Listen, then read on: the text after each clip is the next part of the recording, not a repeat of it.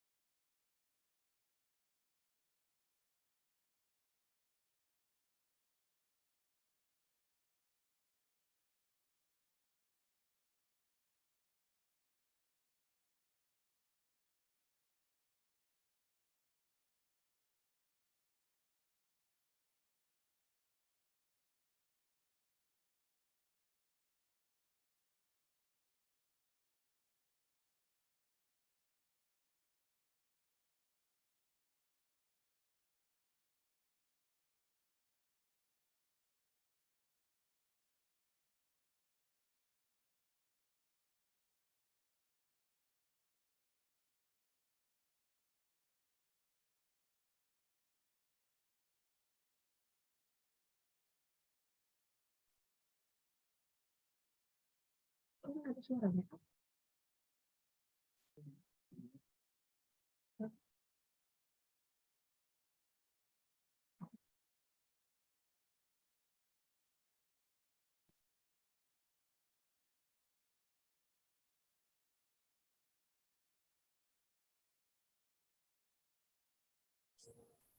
Coba Bu Reni dibuka dulu acaranya Bu. Udah 15 menit Bu. Oh, udah langsung ya. Oke, selamat malam. Gimana sebelum ke materi? Cek sound dulu. Semua cek sound udah aman? Tes. Cek. Kalau ada suaranya boleh komen. Kalau nggak kedengeran juga boleh komen.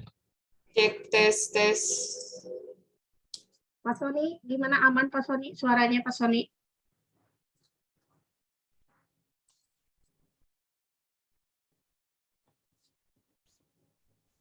Gitu. Tapi kalau Pak Sony aman? Untuk cek soundnya, coba cek.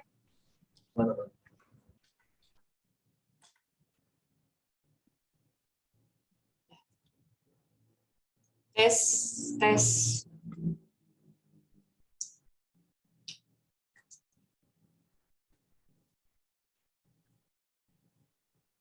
Halo Pak Sony, sudah aman Pak Sony? Untuk cek soundnya coba Pak Sony. Tes. Tes Pak Sony, tes. Aman. Sudah aman ya. Mulai aja ini Bu. Mulai aja. Aman. Oke, Assalamualaikum warahmatullahi wabarakatuh. Selamat malam semuanya. Salam sejahtera untuk kita semua. Terima kasih Bapak Ibu yang sudah menyempatkan waktunya untuk mengikuti live webinar Zoom pada malam ini. Baik, hari ini, hari Senin 19 September 2022, akan kita mulai webinar yang akan membahas sesuai judulnya kali ini, yaitu trading tidak menyeramkan, trading tidak semenyeramkan itu. Dan pemateri kita antara lain itu diantaranya adalah Miss Mary Putri, Mr. Dandi FX, sama Mr. Sonson FA. Nah, untuk mempersingkat waktu, kita mulai untuk pemateri yang pertama yaitu Miss Mary. Waktu dan tempat dipersilahkan. Oke, terima kasih untuk ya Ibu Reni. Oke, selamat malam semuanya. Suaranya udah ada ya? Oke, Bapak-Bapak, Ibu-Ibu, terima kasih atas sudah menyempatkan waktunya ya untuk malam ini untuk kembali ke acara webinar Zoom bareng kami. Nah, di sini ada beberapa yang akan kita sampaikan. Sesuai judulnya di trading itu tidak semenyeramkan itu. Oke, yang pertama itu untuk saya pengen tahu untuk apakah di sini ada seorang trader pemula atau pernah trading lalu loss. Mungkin nanti Bapak Ibu bisa isi komentar di bawah ini kalau untuk menjawab pertanyaan ini ya. Untuk yang pertama, mungkin saya akan menjelaskan untuk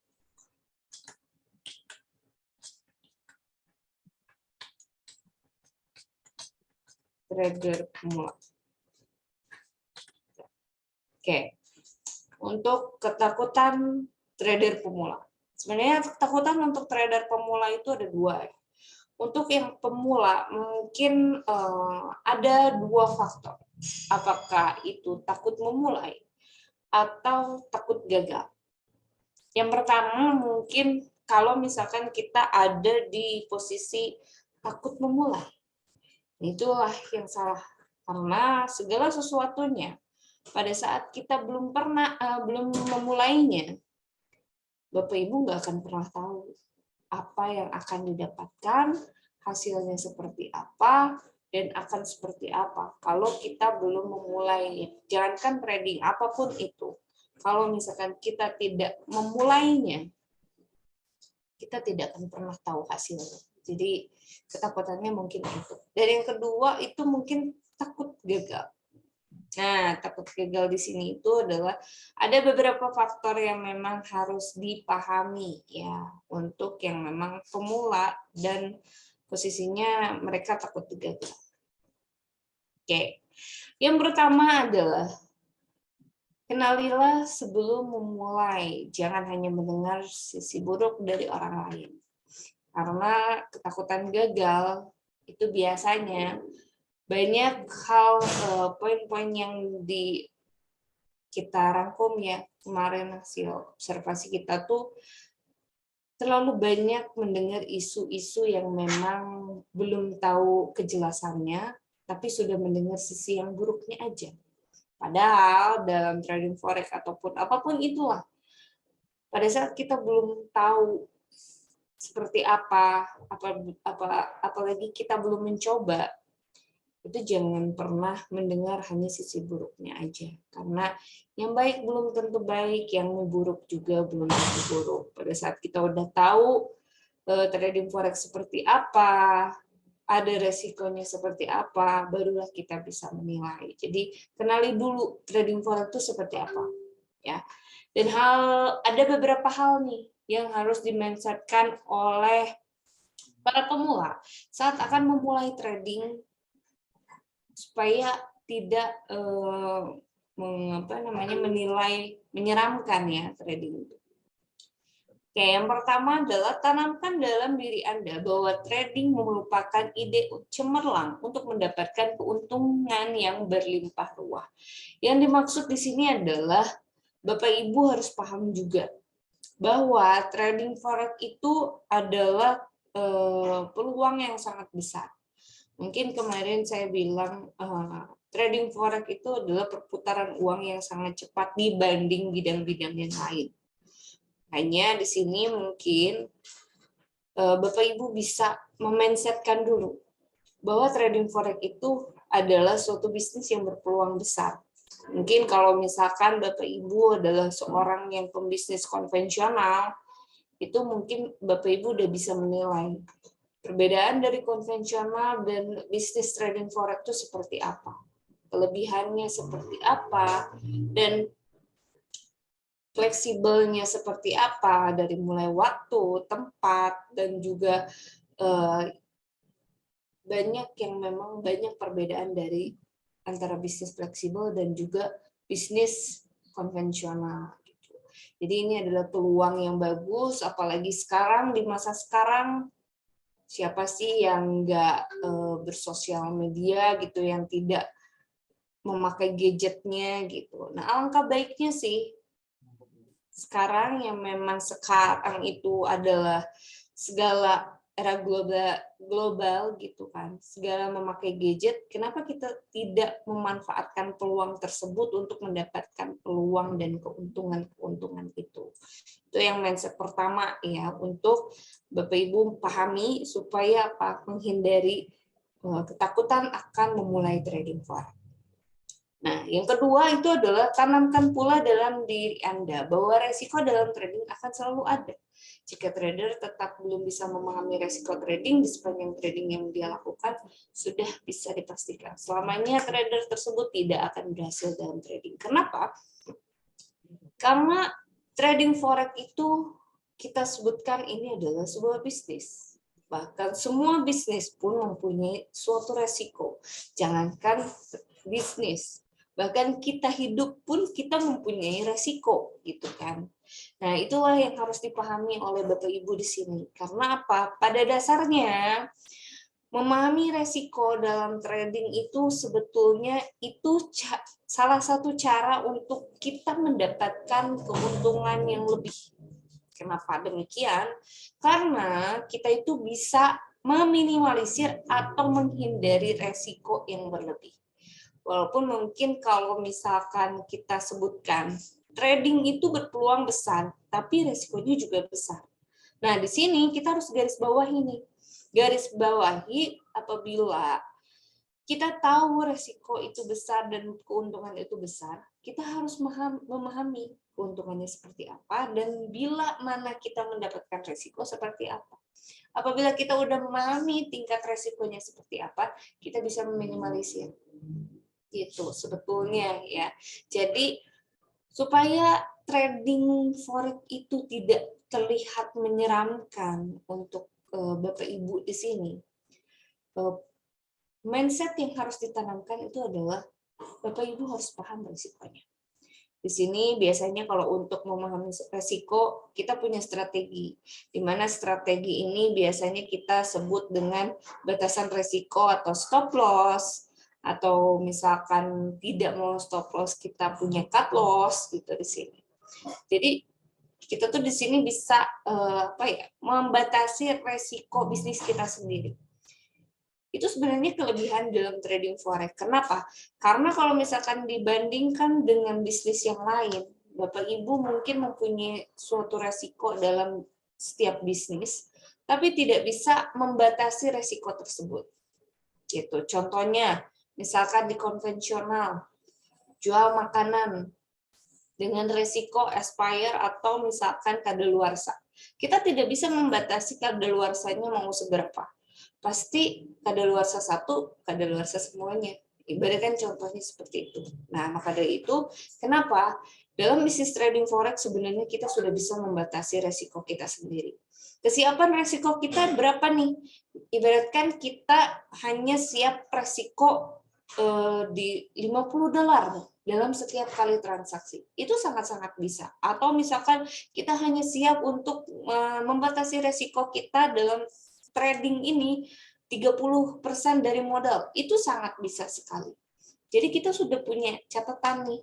Nanti kalau misalkan memang trading ini tidak sesuai, batasan resiko kita sekian. Dengan kalau misalkan sudah mencapai batasan resiko, ya kita akan merubah plan trading kita, atau kita akan berhenti dengan trading forex atau apa seperti apa, itu pun pilihannya di kita sendiri. Nah, itu lebih bagusnya, kelebihannya dalam trading forex itu kita bisa membatasi resikonya. Makanya dari itu kita harus memahami resiko apa sih dalam trading forex. Oke.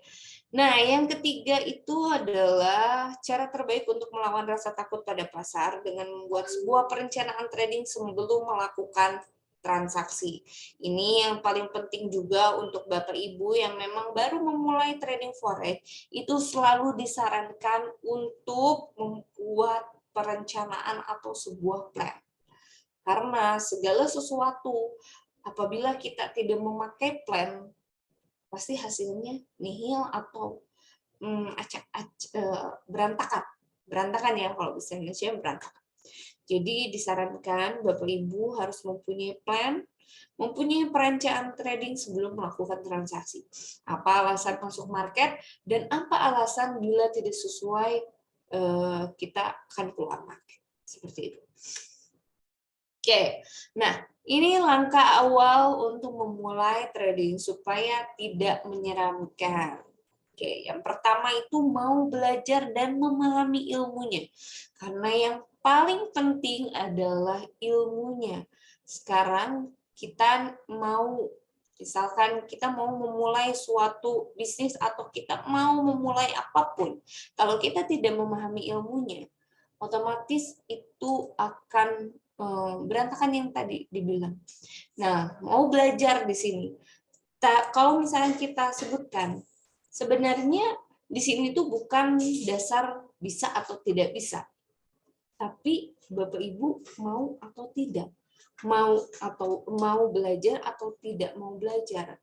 Sekarang saya pengen taunya profit doang gitu kan. Saya pengen taunya profit doang, ya udah kita pengen tahu sinyalnya aja. Nah, itu sebenarnya salah besar.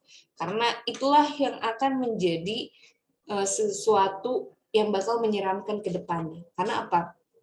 Pada saat kita tidak tahu ilmunya, pada saat profit, oke lah, bagus pada saat itu. Tapi pada saat loss-nya, disitulah yang akan menjadi bumerang buat kita sendiri, yang akan menjadi sesuatu tuh, udah trading itu ternyata jelek gitu.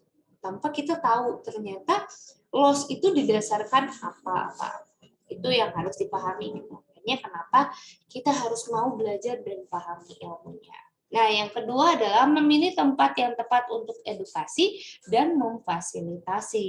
Itu yang paling penting karena banyak juga Bapak Ibu perusahaan yang sebidang yang seperti ini, perusahaan yang memang bergerak di bidang trading forex, perusahaan yang menyediakan transaksi trading forex, tapi mereka tidak memberikan edukasi, tidak memfasilitasi apa yang dibutuhkan untuk trader pemula khususnya. Nah, itu yang harus digarisbawahi karena apa? Itulah yang paling penting dan harus kita pahami. Karena jangan sampai kita berada trading di tempat yang salah sehingga tradingnya itu yang kita salahkan. Padahal trading itu nggak salah. Sama dari dulu, dari mulai trading itu ada sampai sekarang trading itu nggak berubah. Trading itu masih tetap seperti itu. Pergerakannya masih seperti itu. Yang salah itu adalah tempatnya. Yang salah itu adalah sistemnya. Nah, itu yang harus diperhatikan. Makanya kenapa kita harus memilih tempat yang tepat untuk edukasi dan memfasilitasi apa yang kita butuhkan. Seperti itu. Nah, kebetulan di sini kita juga di DIMEC itu memang sebagai pusat edukasi bimbingan bisnis trading forex. Jadi Bapak Ibu di sini yang memang ingin belajar tentang bisnis trading forex, tentang segala sesuatu tentang trading forex dari mulai basic hingga advance, kita memfasilitasinya di sini. Dan kebetulan Bapak Ibu mungkin yang ada di online, yang tidak hanya ada di Bandung, dari Sabang sampai Merauke, kita hadir di penjuru penjuru Indonesia. Kita Didimek sendiri ada di Bandung sebagai pusatnya, dan ada di Didimek Yogyakarta untuk cabang kedua, cabang ketiga ada di Didimek Pekanbaru, cabang ketiga di Didimek Makassar, dan cabang keempatnya kita ada di Didimek Jakarta.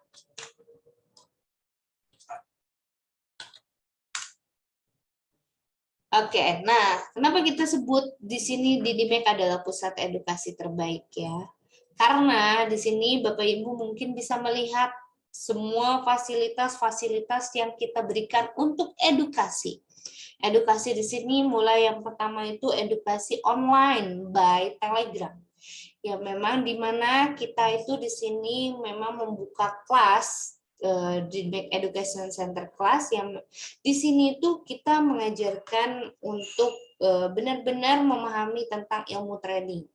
Dan kita di sini diberi waktu selama 3 bulan. Selama 3 bulan ini tuh kita sebut satu angkatan atau batch.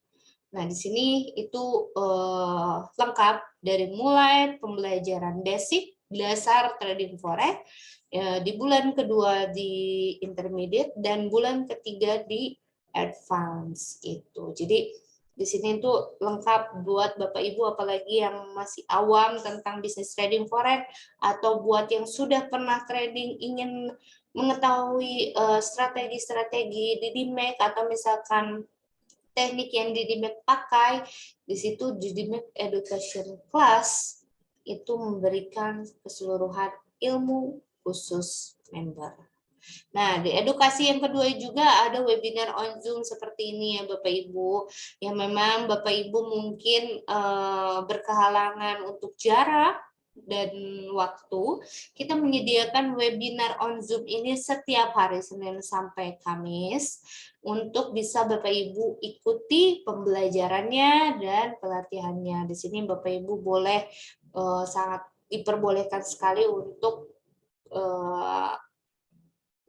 bertanya apapun itu ya, untuk yang awam ataupun sudah trading.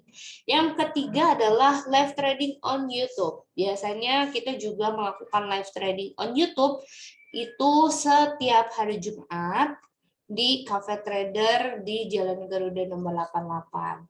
Jadi kita juga sering melakukan live trading, di mana kita melakukan secara live trading bareng-bareng. Kita bahas juga teknik yang kita pakai juga, dan di sini kita transaksi bersama. Biasanya ada momen-momen tertentu nih kayak seperti NFP atau FOMC yang memang momen-momen bagus untuk melakukan trading bersama, dan kita suka lakukan di Cafe Trader, dan untuk online-nya bisa dicek di on YouTube ya.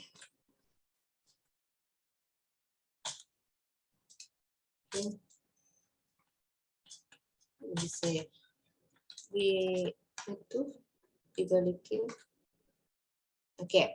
Nah, yang kedua juga selain online, kita juga melakukan edukasi offline-nya, di mana Bapak Ibu sekitar Bandung nih boleh sangat diperbolehkan sekali untuk merapat ke Cafe Trader Jalan Garuda nomor 88. Karena kita melakukan edukasi secara offline. Mungkin kalau live trading atau webinar atau misalkan apapun itu lebih ibaratnya kan banyak orang ya. Jadi mungkin fokusnya terbagi-bagi. Bapak Ibu bisa datang offline, edukasi offline secara privat. Itu yang kita mulai dari jam 10 pagi sampai kadang malam juga bisa diinformasikan aja gitu. Dan kita juga membuka kelas VVIP. Nah, di sini kelas VVIP juga itu kita mulai itu dari jam 1 siang sampai jam 4 sore. Yang kita kasih satu ruang khusus yang memang untuk Bapak Ibu untuk belajar trading secara langsung bersama mentor-mentor kita. Jadi dilakukan secara VVIP karena kita ada di ruang khusus untuk fokus untuk pembelajaran tentang bisnis trading forex. Itu awam atau misalkan Bapak Ibu mau memahami tentang trading itu.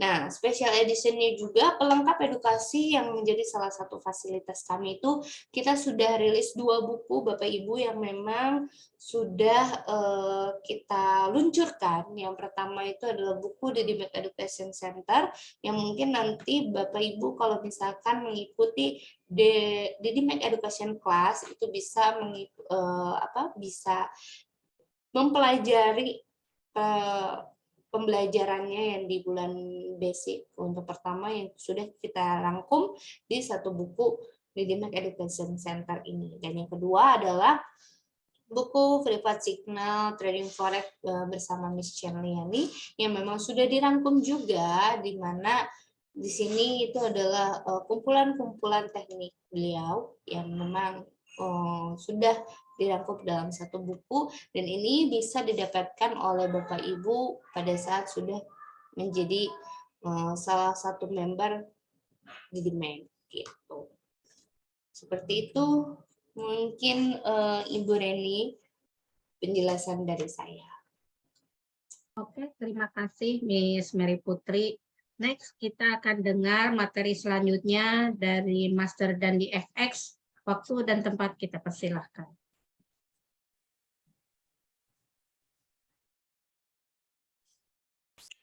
Oke, bismillahirrahmanirrahim. Assalamualaikum warahmatullahi wabarakatuh. Kedengaran semuanya ya? Suaranya aman ya? Aman.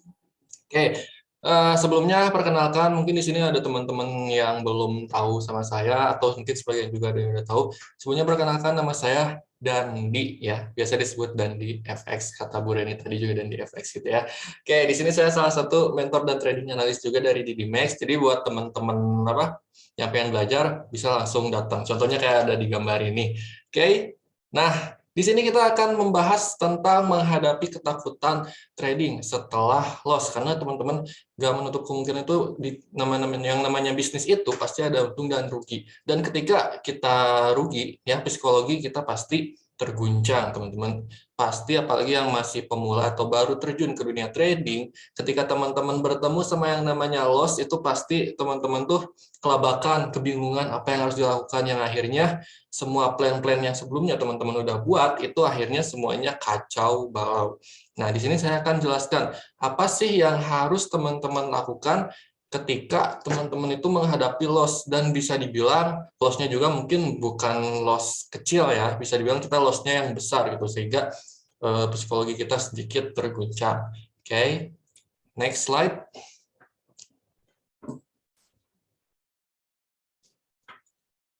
Next. Nah, ini saya udah rangkum jadi beberapa poin ya.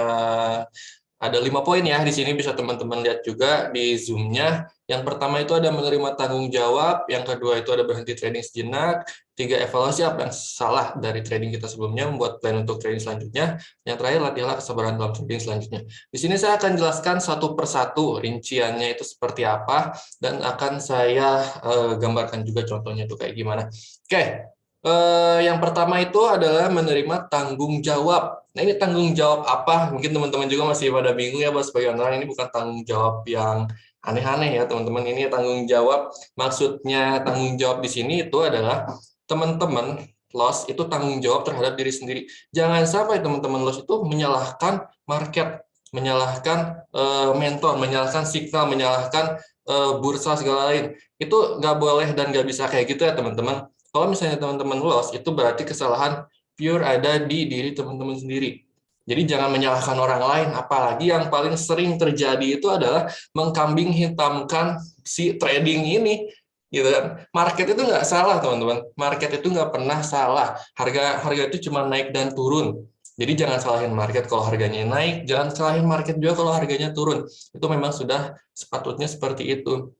Ya, karena banyak kejadian juga yang loss dari trading, kemudian mindsetnya langsung jelek lah ke trading. Wah, trading itu loss, trading itu nggak ada yang bisa profit, trading itu judi, trading itu nggak bisa profit, loss terus gitu kan. Nah, ini sebenarnya salah, teman-teman. Mindsetnya itu harus kita rubah dulu. Oke, jadi kalau misalnya trading itu loss terus, trading itu nggak bisa untung, sampai detik ini itu udah nggak akan lagi ada orang yang trading.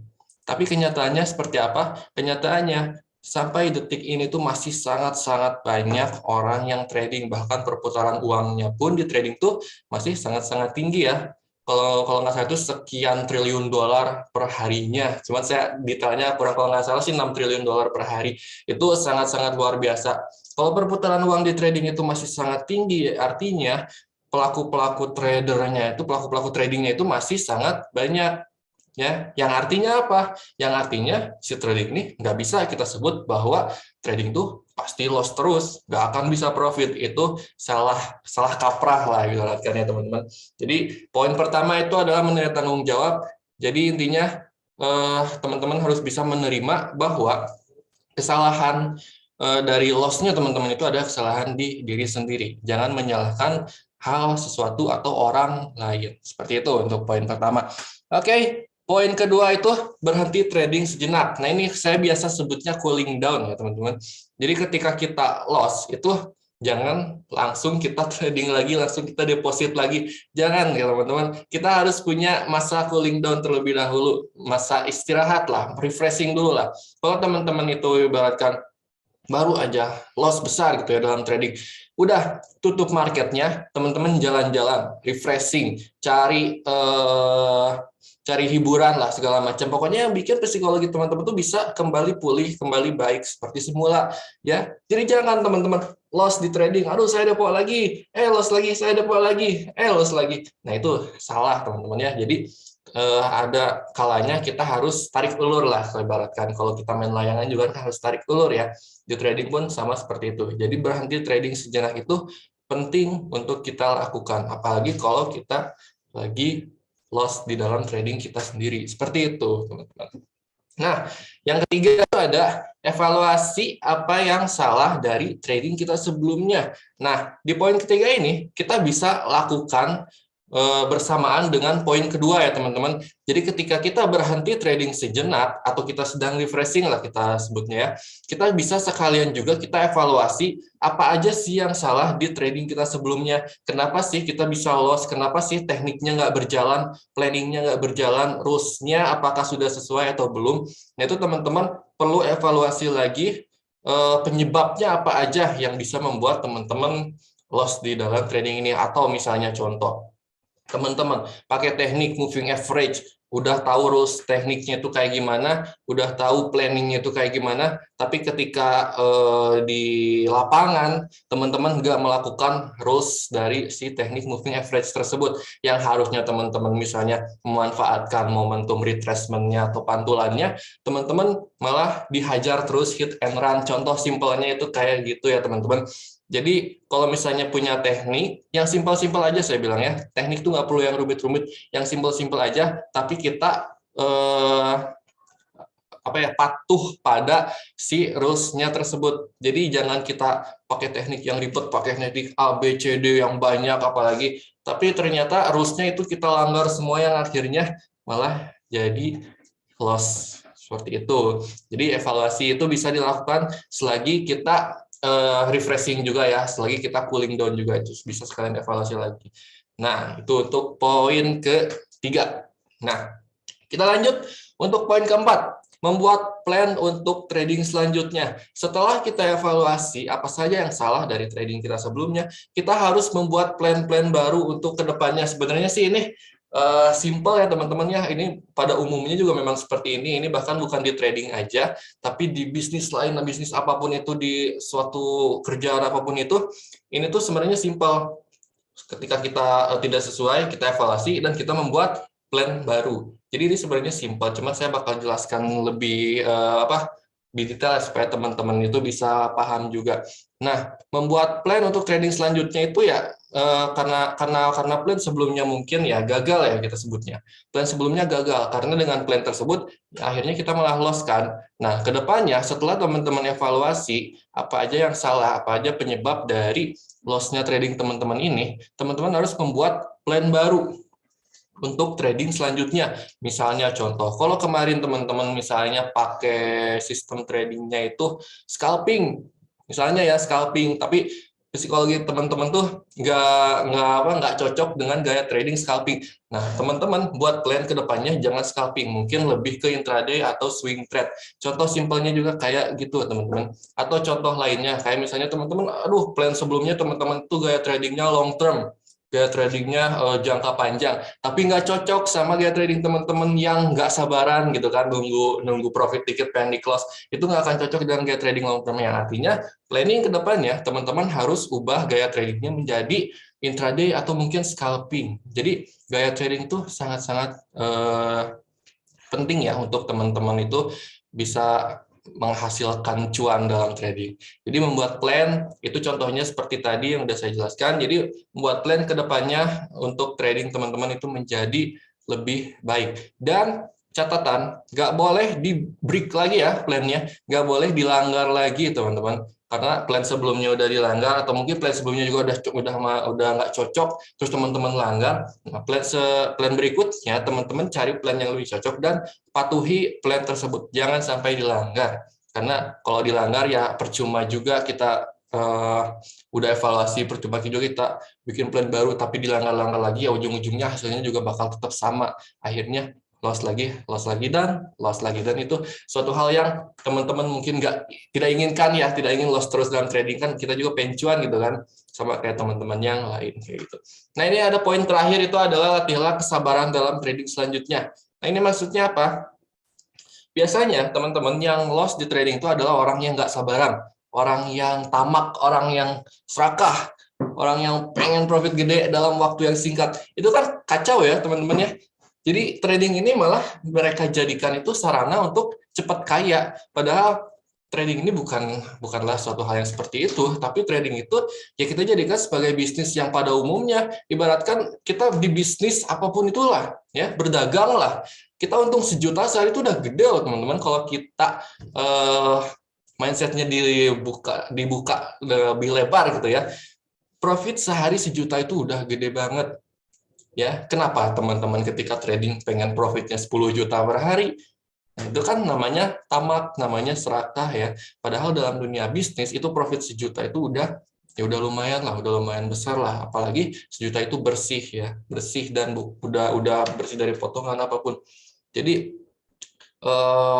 latihlah kesabaran teman-teman itu untuk lebih tenang lagi dalam tradingnya. Jangan gerasak gerusuk, jangan ceroboh, karena itu salah satu faktor juga yang menyebabkan kita loss dalam trading ya teman-teman.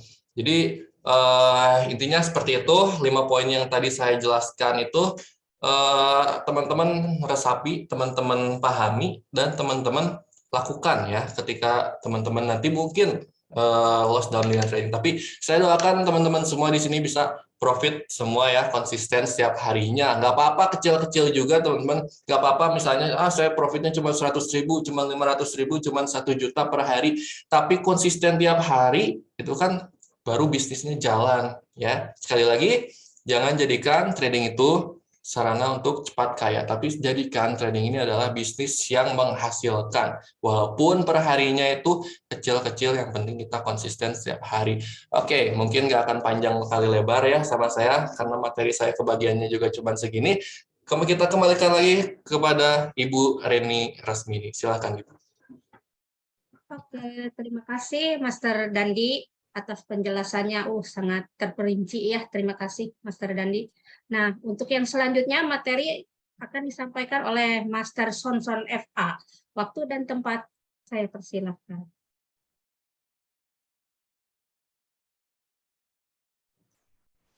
Oke, selamat malam semuanya.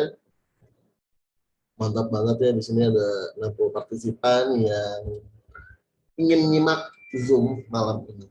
Jadi kebetulan juga mungkin perkenalan lagi, Zoom ini itu adalah Zoom baru program di Dimex. Jadi kita tiap malamnya sesuai request Bapak Ibu yang ingin belajar trading forex lagi, yang sebelumnya tuh jadwalnya 2 siang ya, jam 2 siang, cuman kan banyak yang dan sama jam kerja atau yang lainnya, 11 harinya, dan ini dipindahkan ke malam. Dan materi hari ini adalah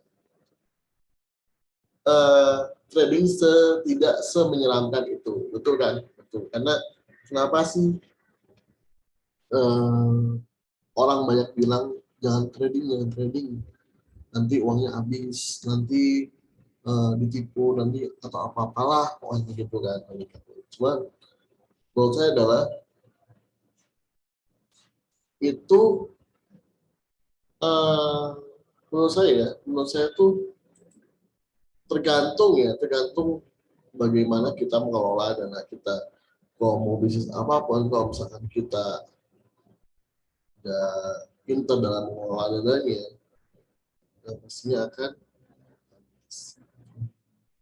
Dan bagian saya adalah cara efektif trading simple, menghindari ketakutan trading ala Mr. Sobat.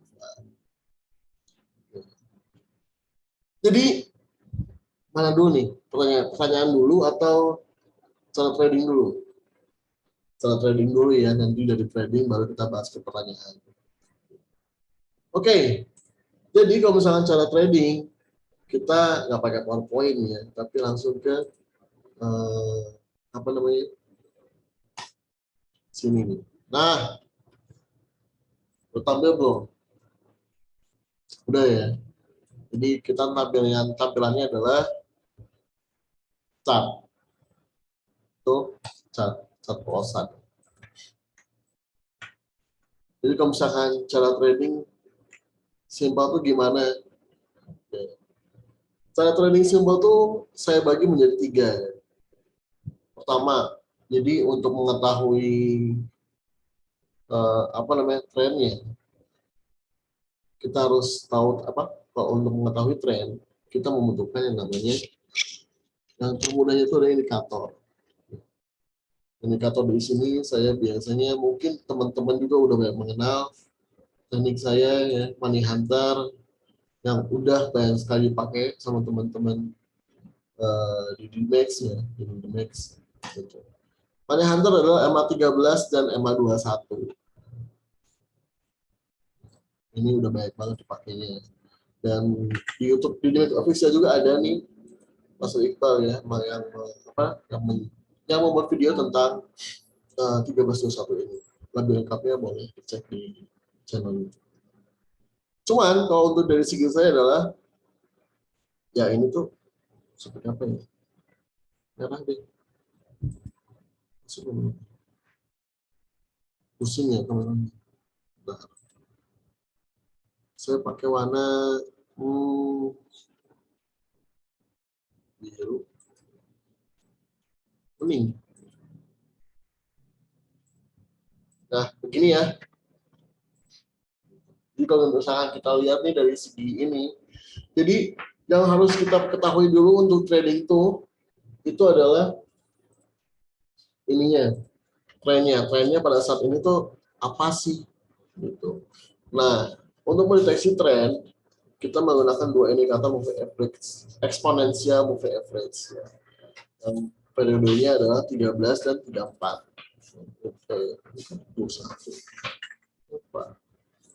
Nah, seperti ini. Ini adalah 13. Seperti ini. Jadi kalau misalnya kita lihat dari sini, ini mata uang GBP/USD ya, karena per GBP/USD. Jadi yang kita gunakan adalah, atau yang kita jadi acuan adalah ini nih, di sini. Nah, penyerangan ini yang kita jadi patokannya. Jadi kalau misalkan kita untuk trading, kita mesti tahu trennya dulu. Tren pada saat ini itu apa? Trend up atau trend down. Nah, ini acara ilmunya adalah menunggu tentu ya. Tentu. Cara baca cukup mudah. Kalau 13 jalan ke bawah ya, jalan 13 jalan ke bawah 34, ini menjadi trend down. Kalau misalkan 13 ya, yang jalan ke atas 34 ini jadi trend up. Ya seperti ini aja. Gitu. Nah, inilah yang kita butuhkan, ya, penentu tren. Yang kedua, kita membutuhkan yang namanya penentu support dan resisten. Support dan resisten itu kita dapat dari mana? Simple. Kalau misalkan udah ada yang cek YouTube video terbaru saya di YouTube official, itu saya membuat penempatan support dan resisten ya ala sonsor. Gitu. Nah, sebetulnya banyak sekali untuk menentukan support resisten. Tapi kalau saya menggunakan support resisten itu adalah melihat dari hari sebelumnya, ya hari sebelumnya, 3 hari sebelumnya aja udah. 3 hari sebelumnya berarti kita tandain terendah dan tertingginya aja. Seperti ini. Ini terendah, ini tertinggi. Ya, udah. Terus mana lagi? Hari sebelumnya ini berarti ya, ini tertingginya dan ini terendahnya. Ini ya. Nah, ini. Terus sebelumnya lagi nih, ini. Mana? Ini. Jadi kalau kita cek nih, kalau kita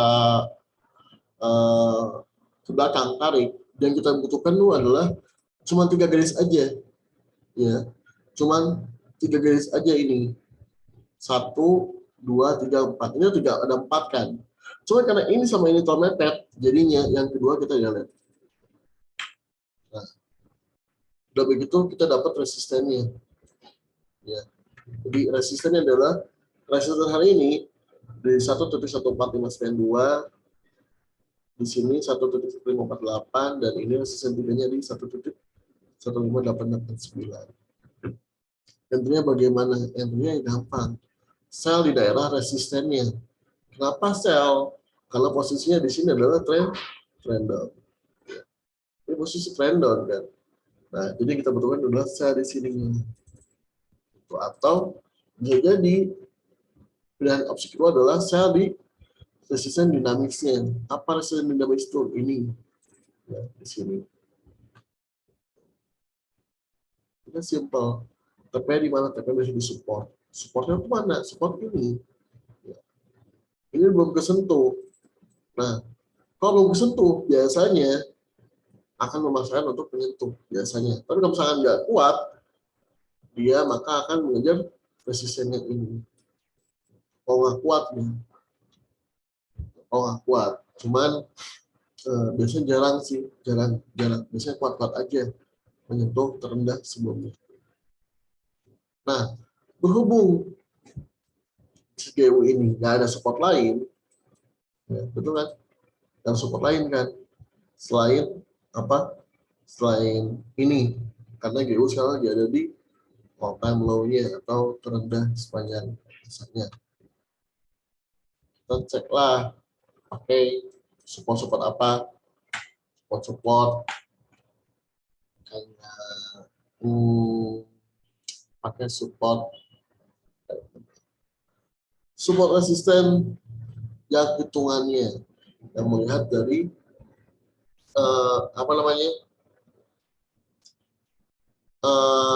dari hitungan rata-rata ke belakangnya atau menggunakan indikator ya, pivot point. Nah, biasanya di sini muncul. Di sini ada nggak ya indikatornya?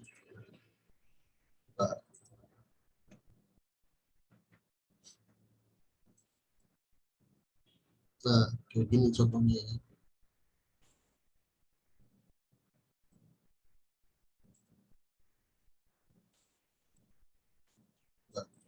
Nah, seperti ini.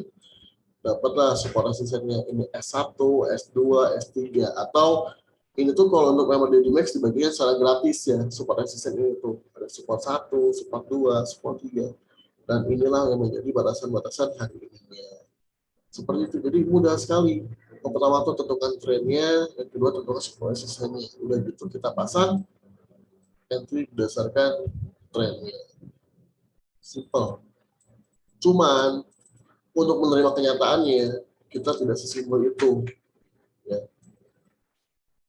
Paham nggak? Untuk menerima kenyataan tuh. Contoh gini ya. Ketika udah sesuai, teknikal udah sesuai, tapi ujung-ujungnya kena stop loss. Nah, itulah yang susah diterima tuh di situnya. Gitu. Dan biasanya trader akan skillnya kena, lalu kurang pede dengan enter berikutnya, atau kena apa ya? Ya kena emosi ya. Emosinya tuh ketika harusnya stop loss, dilepas stop loss. Contohnya apa? Tren berbalik. Seperti itu. Udah sih, jadi kalau malam ini cara efektif trading simple cuma ini aja, antara 13 dan 21, lalu tentukan support resistennya, udah beres. Dan di sini saya sharing ini ya, sharing teknik ini banyak banget sih, banyak banget perluasannya, luar biasa. Dari sampel apa dari teknik ini gitu, dari teknik ini simpel ini. Oke, mungkin cukup sekian untuk hari ini penjelasannya. Bisa dicatat ya buat teman-teman, bisa dicatat. Intinya saya pakai untuk menentukan trennya di 13 dan 34 metode eksponensial.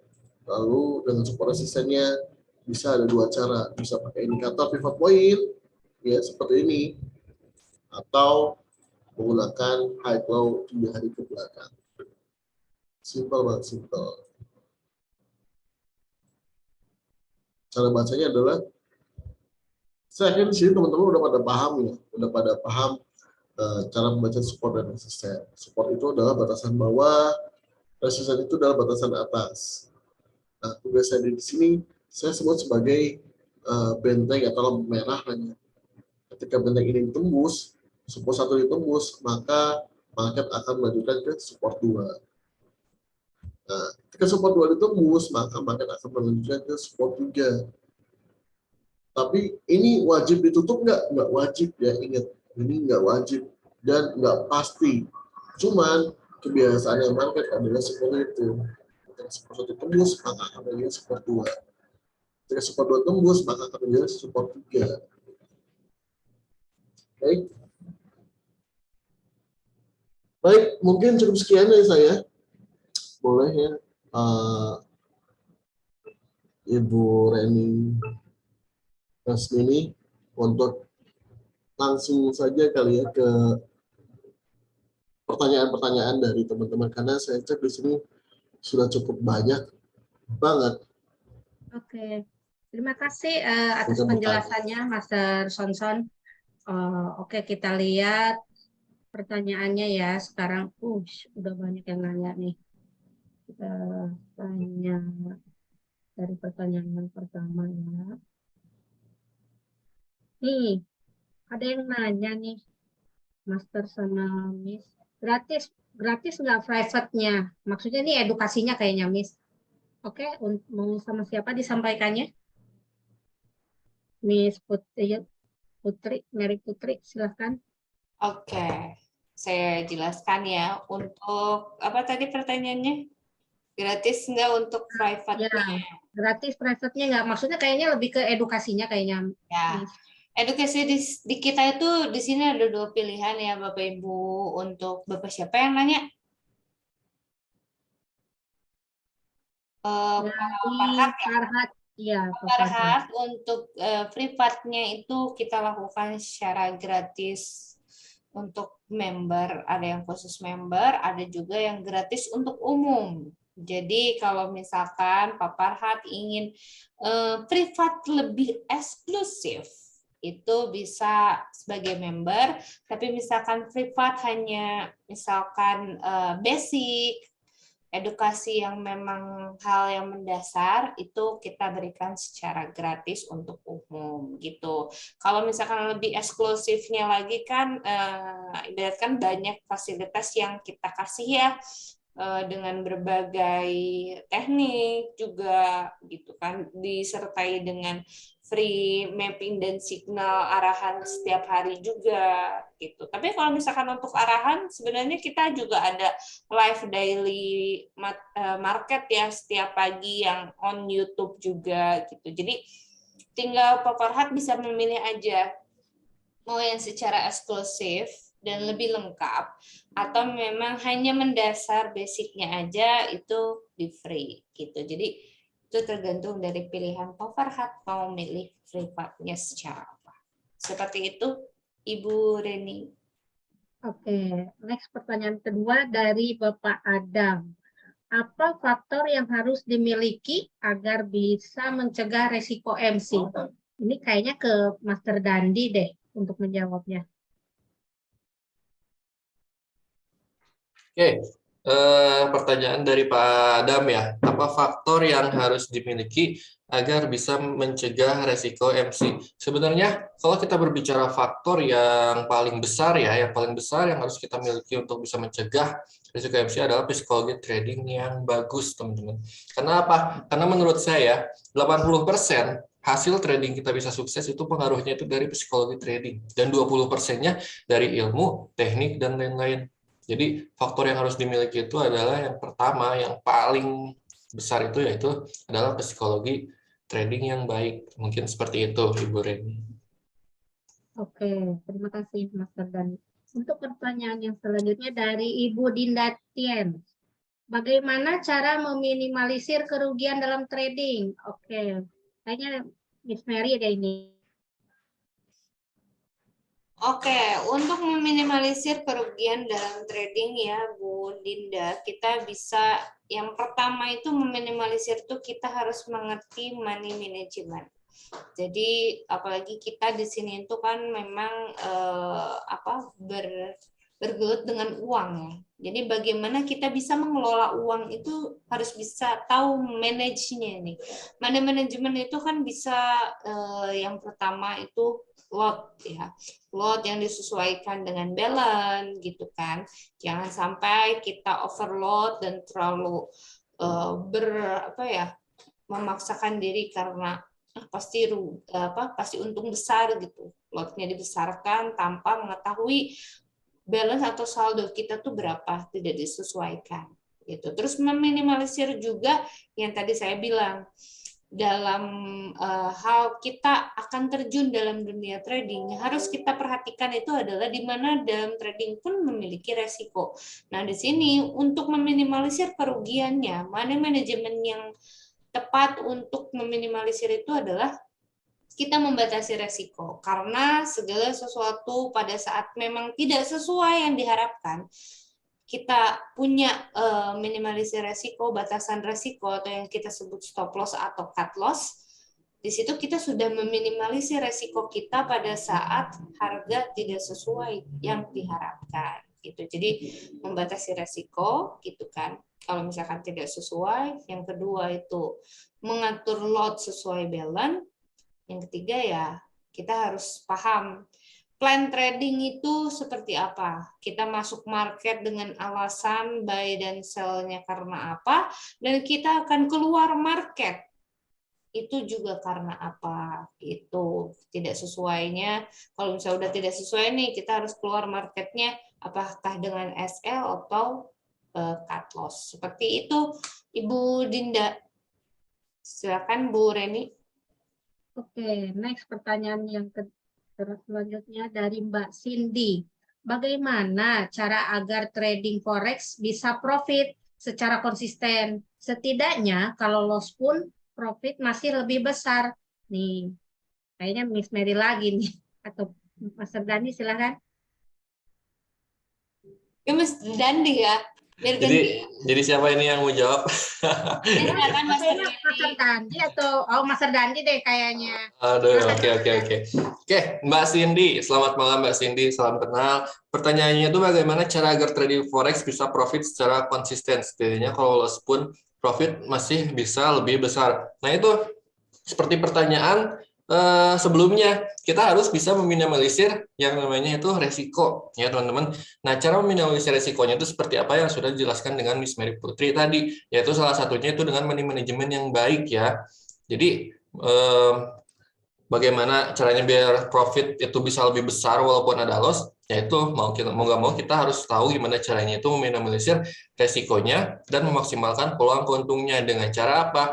Itu sih kalau saya bilangnya masuk ke teknikal ya teman-teman, jadi kayak risk ratio, rules tradingnya kayak gimana. Jadi di situ bisa kelihatan dengan jelas batasan resikonya dan peluang profitnya seperti apa. Dan menurut saya trading yang bagus itu adalah resikonya yang lebih minim dan peluang profitnya yang lebih tinggi gitu. Jadi semuanya kembali lagi ke ilmu trading kita. Seperti itu. Untuk Mbak Cindy ya, silakan Bu Reni. Oke, next pertanyaan lagi. Dari Mbak Melin. Cara membuat plan trading yang baik itu seperti apa? Wah, ini udah pasti Miss Mary nih. Silakan Miss Mary. Coba. Gimana? Cara membuat plan trading yang baik itu seperti apa? Seperti apa? Membuat plan yang baik itu adalah pada saat yang pertama, kita harus mempunyai satu teknik yang memang tidak dicampur adukan. Satu, kita harus mempunyai pegangan satu teknik.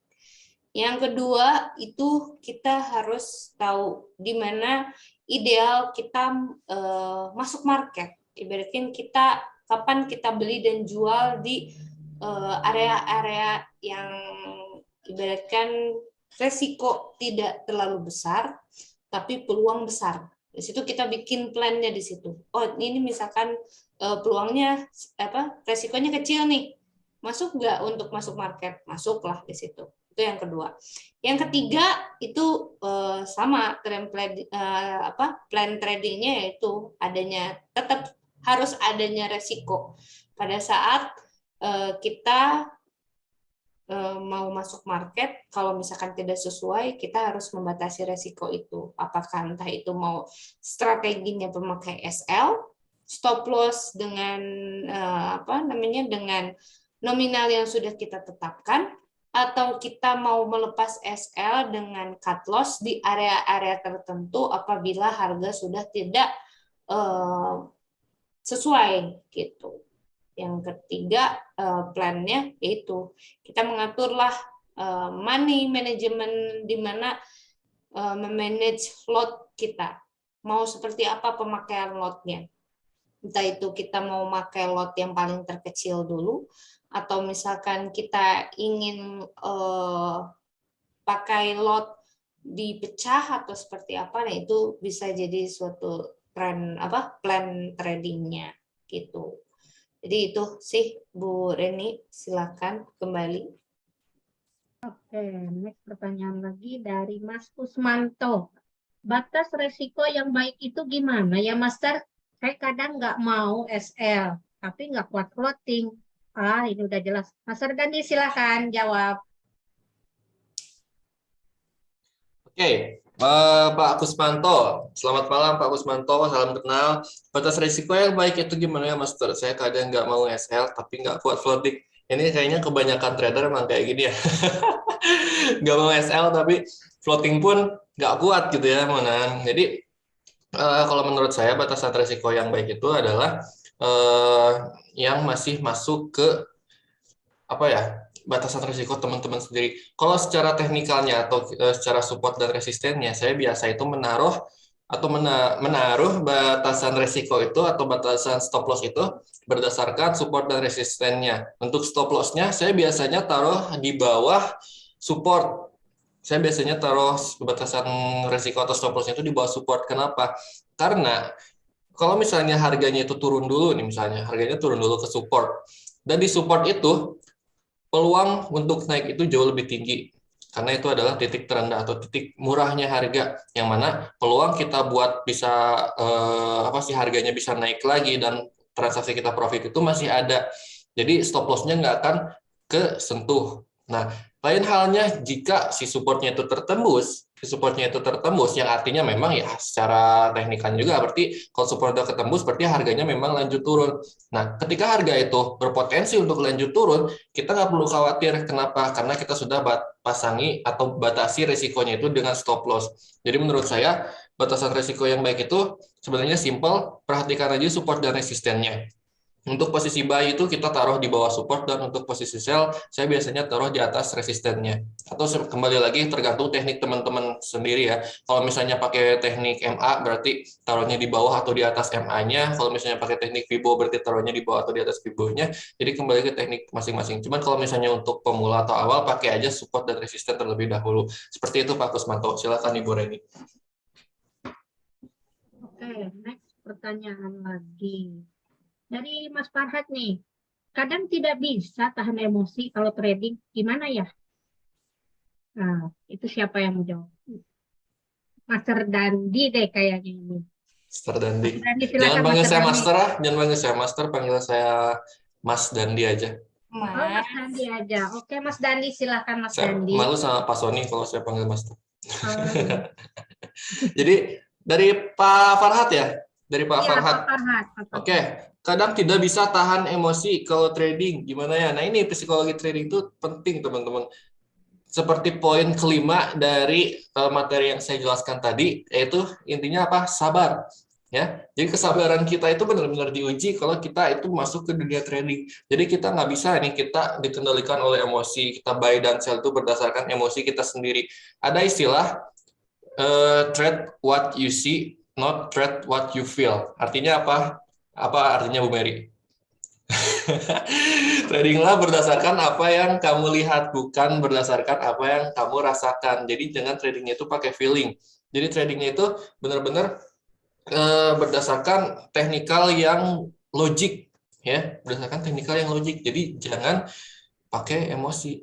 Kadang nggak bisa tahan emosi, yaitu teman-teman harus bisa mengendalikan emosinya. Cuman sih kalau misalnya kita membahas psikologi trading atau emosi itu cepat atau lambat bisa terbentuk seiring berjalannya teman-teman seberapa lama ada di dunia trading, atau bisa kita sebut jam terbangnya itu. Cuman ya sambil dilatih juga ya kesabarannya, itu jangan terus-terusan teman-teman apa jam terbangnya udah tinggi tapi emosinya tetap nggak dikendaliin.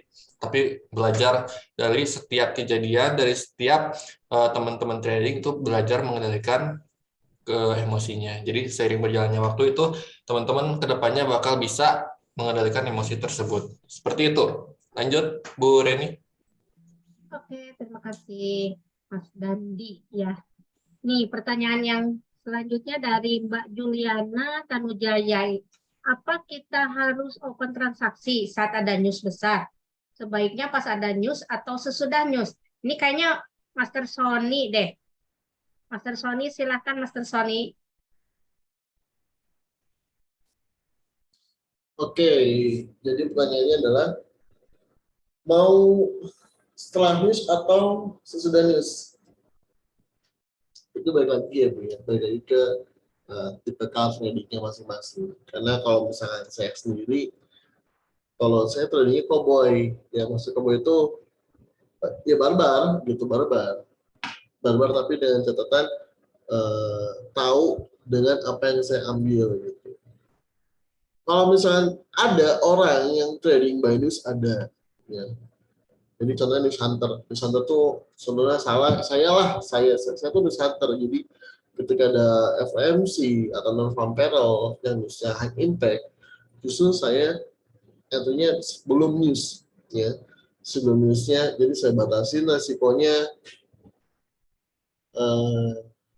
di support resisten ya, batasin resikonya dengan TP-nya juga sama di support resisten, dan opennya berdasarkan analisa ya, perpaduan antara fundamental dan teknikal.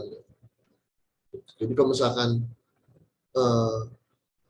kita harus open transaksi ada di besar, itu nggak harus beda ke diri kitanya. Kalau misalnya kita sukanya naik ya. Kalau saya sebutnya berseluncur di ombak yang besar. Ya. Ada orang yang suka peselancar ya, peselancar. Ada yang suka juga orang yang naik atau berseluncur pada saat ombaknya santai. Tapi ada juga peselancar yang handal, yang mereka lebih ke maksudnya ombaknya besar gitu. Jadi balik lagi sih ke masing-masing tradernya. Karena prinsip orang yang trading by news ya atau news hunter, mereka tuh seperti ini prinsipnya. Mau entry sebelum news atau sesudah news, resikonya sama-sama aja. Sama-sama ada resikonya gitu. Ada resiko untuk stop loss-nya atau loss-nya. Jadi kalau misalkan sama-sama ada risikonya, ya kenapa nggak diambil di awal aja? Toh peluangnya bakal lebih besar ketika cuannya. Ya, itu hiburan. Sudah, Master Sony? Sudah. Selesai. Oke. Next ke pertanyaan berikutnya. Dari Mas Ibrahim nih. Izin bertanya, Master, dari mana angka periode itu? Dan kenapa harus menggunakan periode 13 dan 21, Master? Oke, Master Sony. Udah nggak usah diragukan lagi. Ini Master Sony deh, ahlinya nih. Silakan, Master Sony. Periode itu dari mana? Dan kenapa harus menggunakan 13 dan 21? Sebenarnya nggak harus menggunakan 13 dan 21 ya. Periode itu banyak banget. Cuman saya memakai setup 13 dan 34 ya, bukan 21 Pak. 13 dan 34, kenapa? Karena itu adalah angka-angka dari penjumlahan angka Fibonacci gitu. Saya orangnya suka Fibonacci, bahkan dulu pun saya orangnya termasuk orangnya anti dengan moving average. Kenapa anti moving average? Karena saya mikirnya apa sih ini indikator legging dan dia bergerak-gerak dinamis banget. Repen, iya repen, tadinya silang, diantrin, malah dia renggang lagi, nggak jadi ngilang. Nah itu ternyata yang saya lakukan adalah saya artinya salah gitu. Jadi ketika ada orang bilang ente pada saat silang, enggak ya, bukan kayak gitu ya, ente pada saat silang enggak kayak gitu, tapi aturannya adalah tetap harus menunggu untuk konfirmasi pada saat retrace-nya. Jadi kalau saat silang tuh nggak bisa gitu, karena kalau kita lihat backlash ke belakang pada saat silang, iya ini enak banget ya ketika kita lihat ke belakang gitu loh. Contoh kayak gini, di sini ya ini nyelang ke bawah kan, so urusan kayak gini gimana cuannya? Udah nyelang kita sell, terus dia nggak nyelain ke atas kan bingung ya. Jadi yang paling valid adalah pada saat menyentuh. Kalau silang itu nggak valid, dan disitulah saya salah menggunakan moving average-nya. Jadi kalau misalnya 13 dan 34 dapat dari mana, itu dari penjumlahan angka Fibonacci rentetannya. Dan kalau nggak percaya juga boleh dilihat 34 kali ke belakang kalau kita hitung ya, 1 2 3, contoh ini 1 2 3 4 5 6 7 8 9 10 11 12 13 ya. Ini 13 nih. 13 candle. 13 candle kita tarik ke bawah, dari atas ke bawah sini. Nah, kan bisa kelihatan tuh. Ya. Angka 13-nya di mana? Di 382 sini. Ini angka Fibonacci. Ya. Pepet. 618-nya di mana? Di sini. Tuh, deket-deket. Nanti ketika dia ke atas, pasti 34 menjadi dia ke bawah. Melakukan Fibonacci. Cuman biar nggak, karena teman-teman tuh banyak yang nggak, dan banyak yang bingung ya, bingung bagaimana cara menarik Fibonacci. Ya saya simpelkan menggunakan moving average 13 dan 34. Gitu. Harus pakai ini nggak? Nggak harus. Banyak banget ya, banyak banget. Ada yang pakai 12 24, ada yang pakai 10 10 20 50, ada yang pakai periodenya 50, 100 dan 200, ada juga ya. Jadi nggak mesti, nggak harus 13 dan 34. Cuman dan trading saya periode 13 dan 34 ini cukup masuk.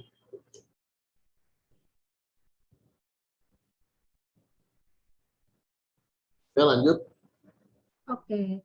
Pertanyaan yang selanjutnya dari Mbak Nadia Alifah. Cara menjaga psikologi dalam trading gimana ya, Master? Ini kayaknya Mas Dandi deh. Mas Dandi, silakan Mas Dandi. Ya, terima kasih Mbak Reni. Saya jawab dari pertanyaan Ibu Nadia Alifah. Cara menjaga psikologi dalam trading gimana ya, Master?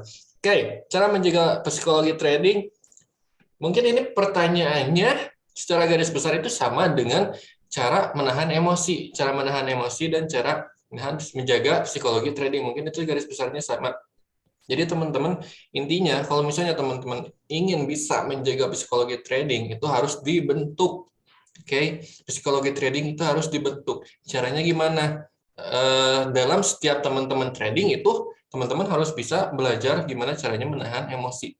Intinya, sebenarnya kalau mau gampang ya teman-teman menjaga psikologi trading itu, teman-teman itu harus belajarnya itu ada yang bimbing atau ada yang mentor. Itu teman-teman akan lebih cepat untuk belajar psikologi tradingnya menjadi lebih baik.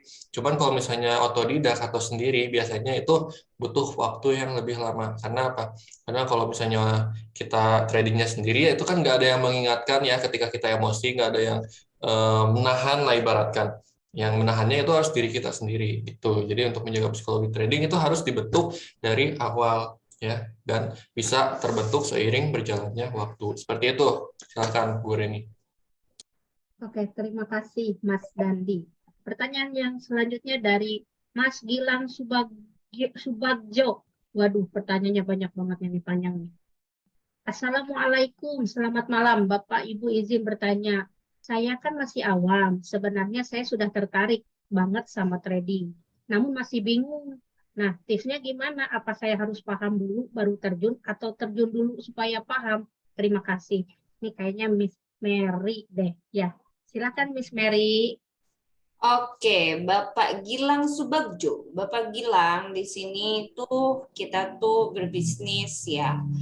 Jadi di mana alangkah baiknya Bapak Gilang memahami itu penting. Tapi lebih bagusnya berbisnis itu ya kita learning by doing.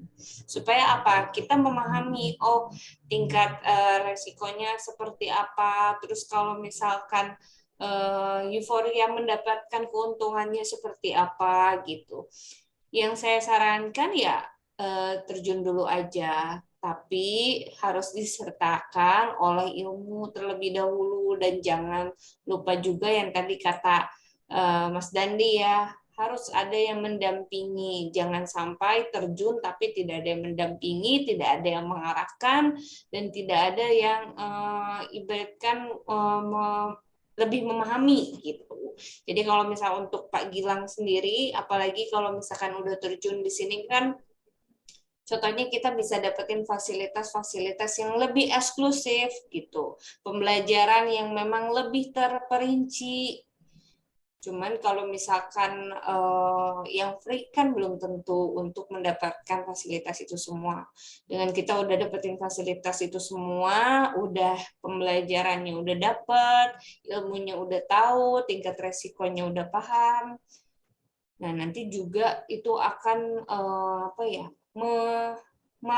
menimbulkan tingkat pede lah untuk terjun secara langsung gitu. Jadi yang terjun dulu supaya paham. Jangan sampai paham dulu tapi nggak terjun-terjun juga percuma gitu Pak. Kita nggak akan merasakan euforianya mendapatkan keuntungan seperti apa, cuma bisa lihat doang, meminimalisir resiko juga. Ya udah ini kan hanya cuma buat belajar doang gitu, mau resiko berapapun juga nggak apa-apa. Nah itu mindsetnya jadi seperti itu, jadi salah gitu. Jadi disarankan terjun dulu supaya paham dan bisa merasakan seperti apa. Seperti itu Mbak Reni. Oke, Miss Putri, terima kasih. Ini pertanyaan dari Mbak Leni Marlina. Kalau support pertama nggak tertembus, berarti ada pemantulan ke atas ya, Master? Nih, udah pasti nih. Master Sony, silakan. Oke, jadi kalau misalnya support atau nggak tembus, ada apa namanya? Pantulan ke atas jelas ya. Cuman untuk pantulannya sendiri ini kita nggak bisa menghitung bagaimana atau akuratnya seberapa atau besarnya pantulannya itu segimana kita nggak bisa hitung. Cuman dari segi apa namanya, kita untuk menganalisa, kita bisa memprediksi pantulannya seperti apa. Contohnya kayak gini ya. Di sini support 1 nggak tembus ya. Support 1 nggak tembus kan. Support 1 nggak tembus, lalu dia balik ke atas. Nah, atas di sini tuh ada apa? Di sini ada MA13. MA13 itu menjadi fungsi yang menjadi resisten. Itu gitu ya. Jadi kalau misalnya kita buy di sini, TP di sini bisa nggak? Bisa banget. Gitu. Jadi secara teori ketika support yang tembus balik ke atas, iya. Cuman nggak bisa langsung ke resisten balik atas, itu nggak bisa.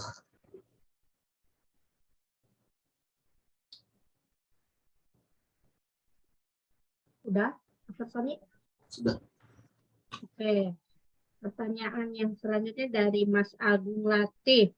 Master mau tanya, mata uang mana yang paling sering diperdagangkan di pasar forex? Silakan, Master Sony ya kayaknya. Oke. Mata uang yang paling sering diperdagangkan di pasar forex itu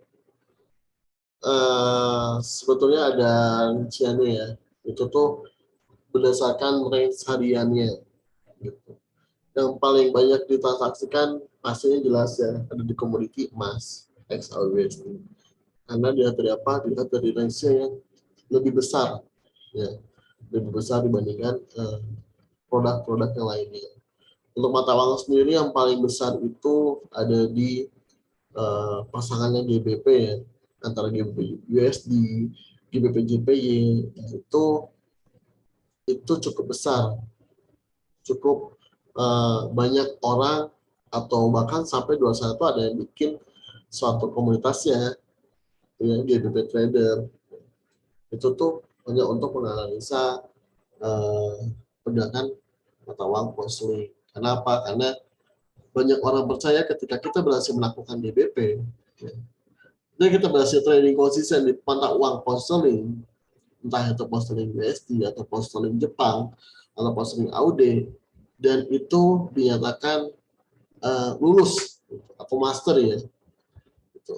Karena apa? Karena mata uang pound ini salah satu mata uang tersulit menurut saya ya. Menurut saya satu-satunya mata uang sulit untuk dianalisa. Gitu. Kenapa? Karena teknikal kadang di sini tuh nggak sejalan. Fundamental juga sama, nggak sejalan. Apalagi sekarang udah Brexit, ya, udah keluar dari zona euro. Nah, ini lebih kacau lagi penjelasannya itu untuk pound. Dan itu sampai saat ini adalah mata uang tersulit dan mata uang teraktif menurut saya ada di GBP USD. Tapi kalau untuk komoditinya jelas ada di emas. Cukup Pak Sony. Oke, next pertanyaan selanjutnya dari Mbak Suryani. Biaya ikut kelasnya berapa Pak? Terima kasih. Maksudnya kayaknya kelas edukasi ya. Ini kayaknya Miss Mary deh. Silakan Miss Mary. Oke, untuk Bu Suryani ya, dijelaskan untuk biaya kelas kita itu gratis, tidak dipungut biaya apapun. Untuk member pun itu biaya tidak ada biaya, cukup buka akun trading di DIMEX dan siapkan modal tradingnya saja.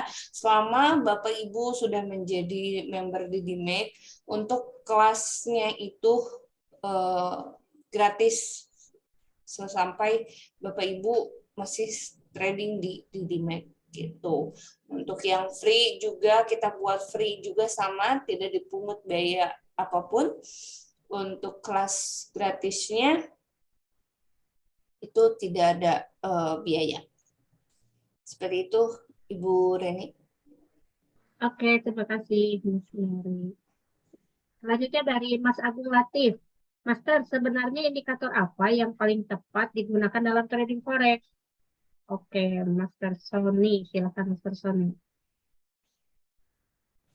Untuk indikator yang paling tepat sebenarnya ada ya. Semua indikator akurasi sama. Semua indikator itu akurasi sama. Jadi saya menyebutkan akurasi itu Penyebutannya gini, akurasi itu ada cuma 10%. Mau indikator apapun, akurasi cuma 10%. Ya, indikator apapun. Kenapa saya bilang seperti itu? Karena basicnya sama. Basicnya itu adalah mengambil rata-rata dari suatu pergerakan yang sudah terjadi. Itu basicnya.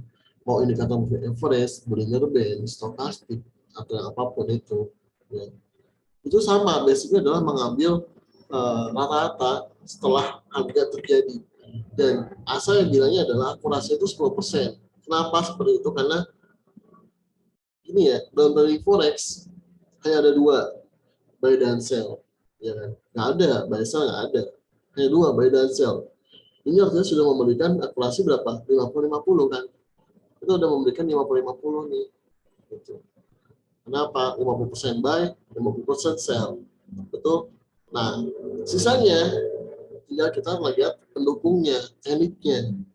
Tekniknya menggunakan apa nih? Menggunakan moving average sama 10%. Menggunakan Bollinger Band sama 10%. Menggunakan teknik Fibonacci sama 10%.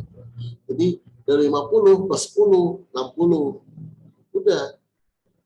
Akurasinya adalah 60 plus 40. 60%-nya itu analisa kita, 40% itu adalah peluang untuk resikonya. Jadi akurasi semua indikator, semua teknik sama buat saya, cuma 10%. Ya. Mau akurasinya, itu adalah penilaian saya. Tapi kalau misalkan kita mau melihat dari segi signal untuk akurasi, seperti ini contohnya. Contohnya, kita bagusnya adalah, atau lebih fairnya, kita membuat satu signal. Ya. Membuat satu signal, dan dari 100 signal, kita bisa lihat berapa signal yang kena TP, berapa signal yang profit, atau take profit itu ya. Berapa signal yang profit, berapa signal yang stop loss. Gitu. Nah, nanti dari situ bisa kelihatan gitu. Bisa kelihatan. Bisa kelihatannya adalah contohnya 70-30 ya. 70% profit, 30% loss. Ya udah, berarti posisi signalnya itu 70%. Simple kayak gitu. Ya. Itu untuk menentukan akurasinya.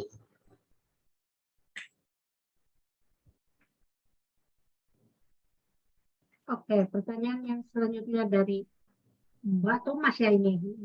Mbak Thomas Lahjuwaria. Selamat malam. Saya mau bertanya, bagaimana cara memperbaiki psikologi trading dan money management untuk perbandingan SL dan TP berapa? Oke, Mas Dandi, silakan Mas Dandi jawab. Oke, untuk Mas Yuaria. Oke, salam kenal, selamat malam Mas Yuaria. Saya mau bertanya bagaimana cara memperbaiki psikologi trading dan money management untuk perbandingan stop loss dan take profit berapa. Oke, yang pertama, cara memperbaiki psikologi trading yang artinya berarti di sini psikologinya sedang tidak baik-baik saja ya, Pak Yuaria. Nah, ketika psikologi trading kita sedang tidak baik-baik saja, hal yang harus kita lakukan itu adalah stop dulu tradingnya. Oke, stop dulu tradingnya seperti poin kedua yang ada di materi saya tadi. Atau kita bisa refreshing dulu, tutup dulu aja marketnya, kita refreshing dulu sambil kita memulihkan kembali psikologi trading kita yang sebelumnya hancur bisa kembali baik. Intinya apa? Intinya pikiran dan mindset kita itu udah bisa kembali tenang. Oke, ketika pikiran dan mindset kita udah kembali tenang, kita baru boleh bisa terjun lagi ke trading. Nah, untuk money management, perbandingannya antara resiko dan keuntungan, saya bilang minimal itu 1:1, yang artinya apa? Resikonya 1, profitnya 1, ibaratkan 50-50 lah, 50-50 itu minimal. Cuman kalau misalnya bagus, antara risk dan reward-nya itu ya harus yang lebih bagus itu yang risk-nya itu lebih kecil seperti yang Master Sony tadi bilang 30% untuk resikonya dan 70% untuk profit-nya yang artinya itu kembali ke teknikal teman-teman sendiri seperti apa. Oke, seperti itu dari saya Bu Reni. Silakan. Oke, terima kasih Mas Dandi. Nah, pertanyaan yang selanjutnya dari Mbak Afrianti. Untuk signal di DDMax, akurasinya berapa persen, Master? Sehari sharing signalnya berapa kali? Oke, Master Sony. Silahkan, Master Sony. Oke, untuk signal di Dimex ya, sebetulnya untuk signal saat ini banyak banget grup yang tersedia gitu, yang fasilitas-fasilitas di Dimex yang bisa ibu dapatkan. Tapi kalau untuk office-nya sendiri, di grup pribadi saya tuh mengajarkannya untuk signal tuh cukup 1 sampai 3 ya, cukup 1 sampai 3 bahkan kalau misalnya saat Anda nggak mendukung, kadang saya nggak memberikan signal gitu, nggak ngasih signal kalau misalkan emang saat nggak mendukung. Cuman eh, trading itu bukan artinya ini tuh trading ya, trading forex tuh beda dengan dagang yang lain yang mesti tiap hari ada barang yang laku gitu. Justru kita bertrading forex itu bertujuan untuk membuat apa namanya pendapatan sampingan ya, pendapatan sampingan atau passive income yang secara santai, nggak buru-buru. Kalau misalkan sehari sebenarnya ada berapa 1 sampai 3 tuh, 3 tuh udah saya sebut banyak ya, 3 tuh udah saya sebut banyak. Kenapa?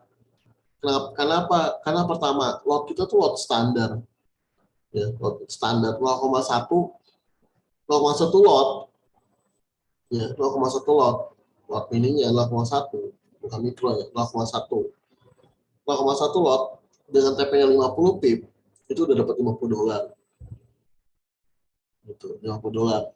Kalau misalnya lotnya 0,2 itu udah $100, dan itu masa nggak cukup sih sehari $100 atau 1 juta, atau bisa jadi yang ambil floating rate-nya apa 1,4,500.000. Nah, itu udah cukup banget ya. Makanya koalisi Nadi Dimex tuh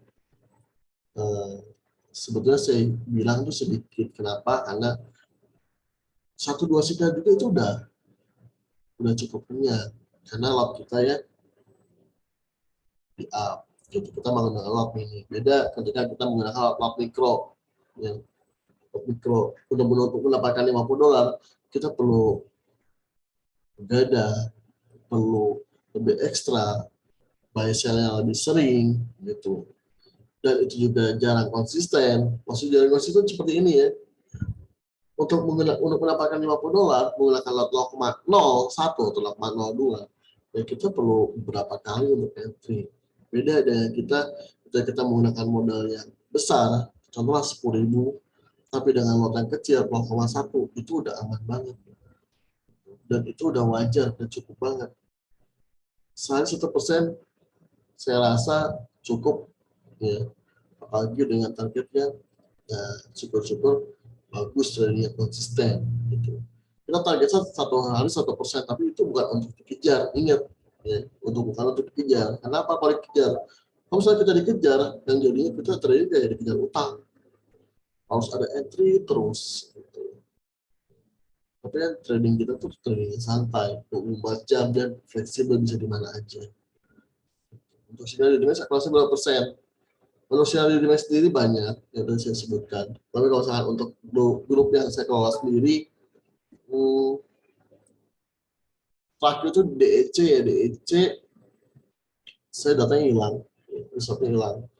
Cuman terakhir itu dari 126 signal ya. Sekitar 126 signal ya, kena stop loss sekitar 36-an lah.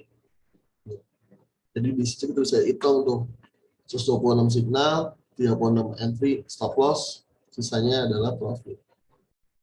Menurut saya itu cukup bagus dan pasti hasilnya masih cuan. Oke. Kalau trading saya sendiri berapa ya? Kalau trading saya sendiri, saya hitung dari 22 Juni ya. Dari 22 Juni, trading saya sendiri itu historinya ada 140-an, 150 kali entry, kena stop loss-nya cuma 30-an. 30 posisi orangnya, sisanya dulu gitu. Oke, cukup, Master Sony.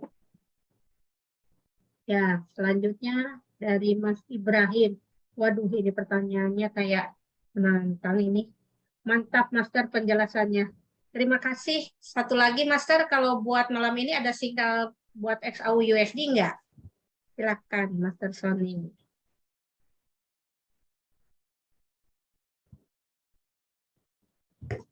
Oke, ya. Apa sinyal? Sinyal. Ya, Oke. sinyal Master Sony. Aduh, udah main signal aja nih. Oke, signal ya. Kalau signal coba kita sepaket aja tekniknya. Nah, sinyal seperti ini. Ini biris. Wah, ini sudah kelihatan ini harus sel ya. Saya coba cek dulu. Nah, ini. Berarti ini. Sekarang harga ada di bawah tema 13 dan 34. Ya. Dan di bawah pivot juga. Support 1 belum kesentuh. Ya. Ini, support 1 belum kesentuh kan. Ya, artinya apa? Ada peluang harga dia turun ke bawah sini. 1657. Akhirnya kita hitung nih. Dari 1657, berapa pip? Ya. Berapa pip? 1657 ke sini. Sekitar 71 pip ya. Atau 711. Atau 7 poin. Ya. Nah, ini kita bisa hitung ke bawah 70. Ya, ke bawahnya 70 pip. Ke bawah 70 pip. Nah, ya, 70 pip ke bawah. Dari ke atasnya berapa? Kita cek hari ini tertinggi berapa. Mau nggak mau, kalau kita misalnya kita mau nge-sell, maka stop loss harus ada di atas. Di atas resisten ini, di atas tertinggi hari ini. Ya. Kalau misalnya di sini, bisa jadi kesenggol doang karena koreksinya. Jadi mau nggak mau harus di atas ini tertinggi. Tertinggi hari ini di mana? Di sini. Nah, 1679 tambahin untuk go to 2 poin atau 20 pip ya. 79 tambah 2, berarti 1681,78.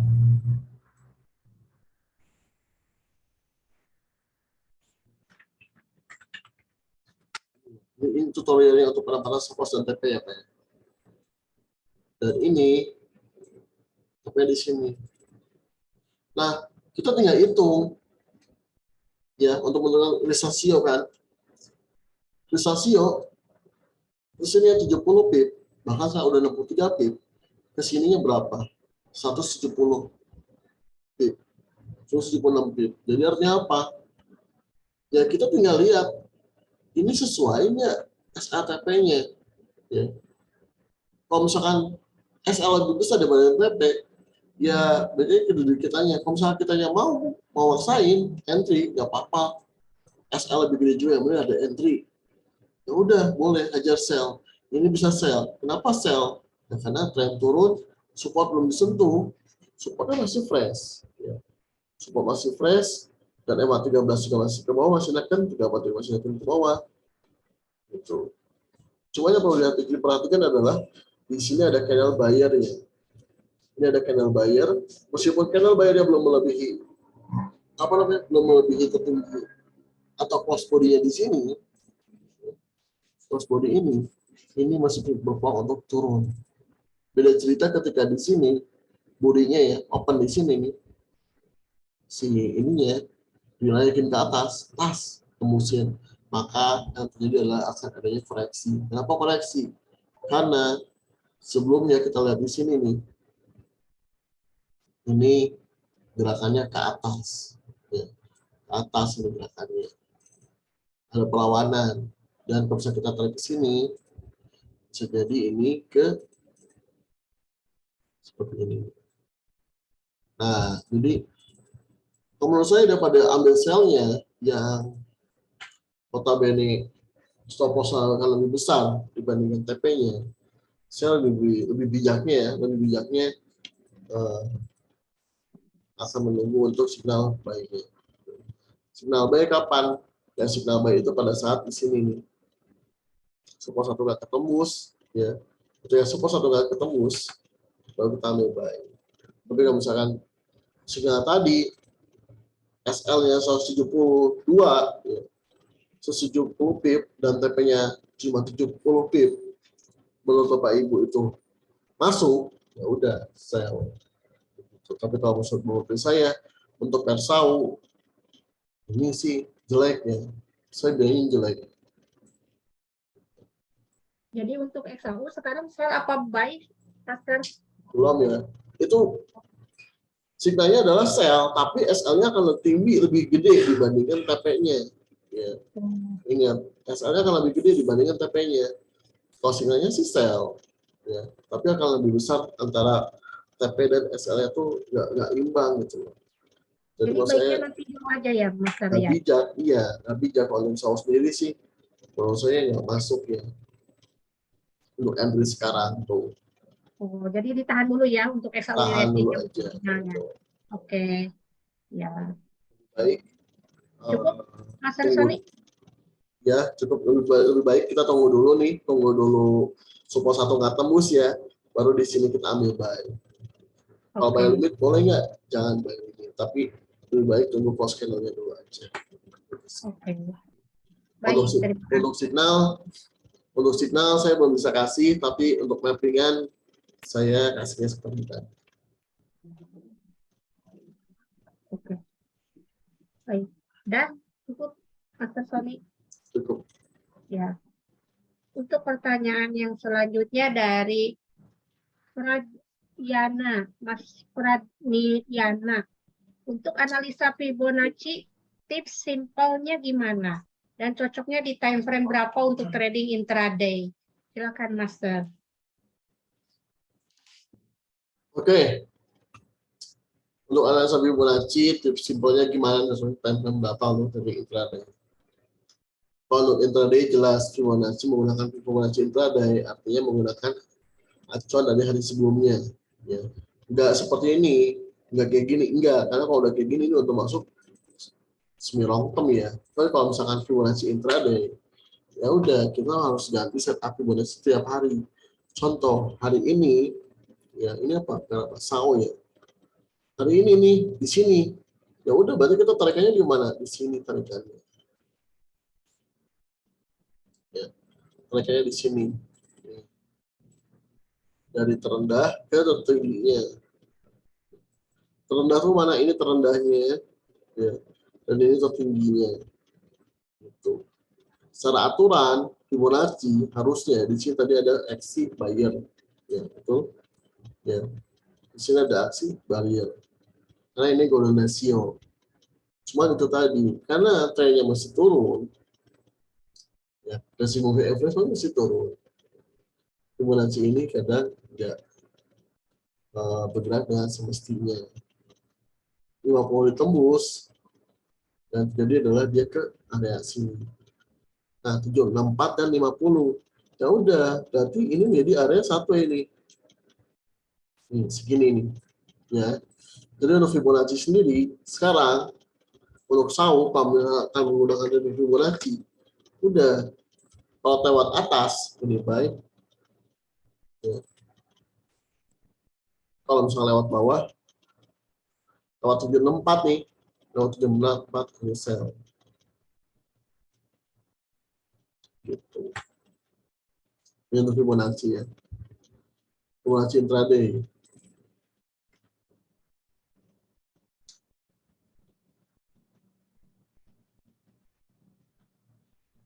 Begitu, Bu Reni. Oh, makasih, Master Sony. Oke, next pertanyaan selanjutnya dari Mbak SK. Saya mau tanya, saya sudah sekitaran 1 tahunan belajar otodidak. Belum tahu gimana cara baca news dan apa dampak ke harga di suatu pair. Sedangkan banyak yang bilang kalau trading 5 menit sebelum news. Makasih. Siapa ya nih? Master Sony lagi deh, Master Sony. Jadi kalau misalkan Bapak Ibu, apa namanya? Apa tadi? Tren. Bu SK. Ibu, Pertanyaannya, Bu SK. Saya mau tanya, dia sudah sekitaran 1 tahunan belajar otodidak, belum tahu gimana cara baca news dan apa dampak ke harga di suatu pair. Sedangkan banyak yang bilang kalau trading itu 5 menit sebelum news. Gitu, Pak Sony.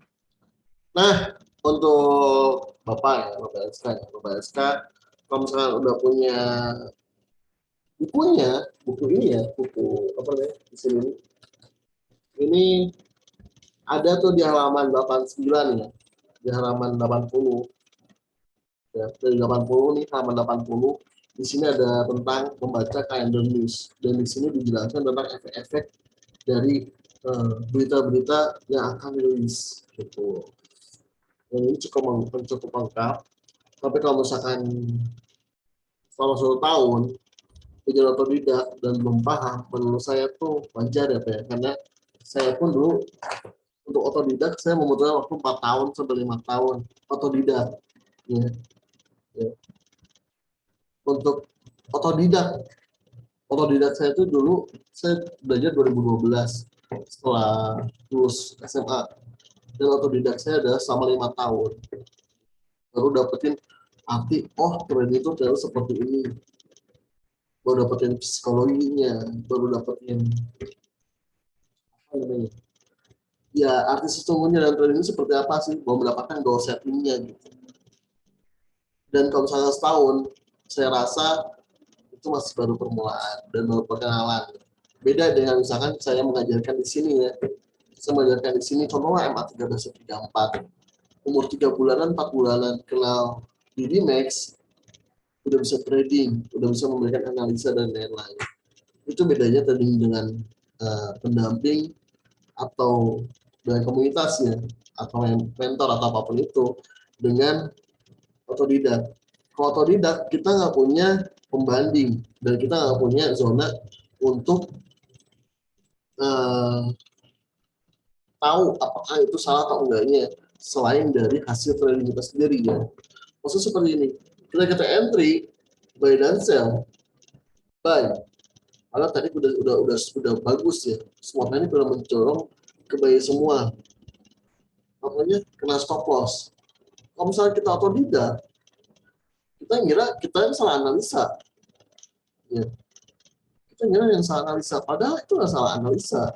Itu analisa udah benar. Cuma pada saat itu ada yang namanya sentiment market, ada fundamental.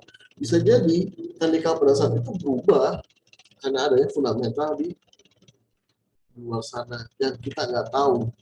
Tapi kalau misalkan kita dengan mentor atau misalkan dengan analis atau dengan komunitas, stop loss kita entry berdasarkan trending yang ada dan hasilnya stop loss, kita bisa belajar, kita tahu penyebab batalnya itu adalah ini, ada berita ini, ternyata di sini ada berita ini juga, atau handle-nya ternyata bikin false break gitu.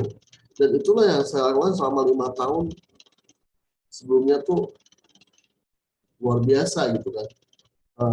Bahkan sampai dulu ya persoalan dulu tuh sampai kuliah tuh terhenti sebentar lah, kuliah tuh sampai terhenti karena saya lebih memilih fokus dengan trading dulu tuh, karena saya mikir saya bergerak dua bidang ya, saya akan fokus gitu. Mau waktu. Jadi kalau misalkan 1 tahun masih belajar otodidak sendiri dan belum paham, menurut saya itu wajar.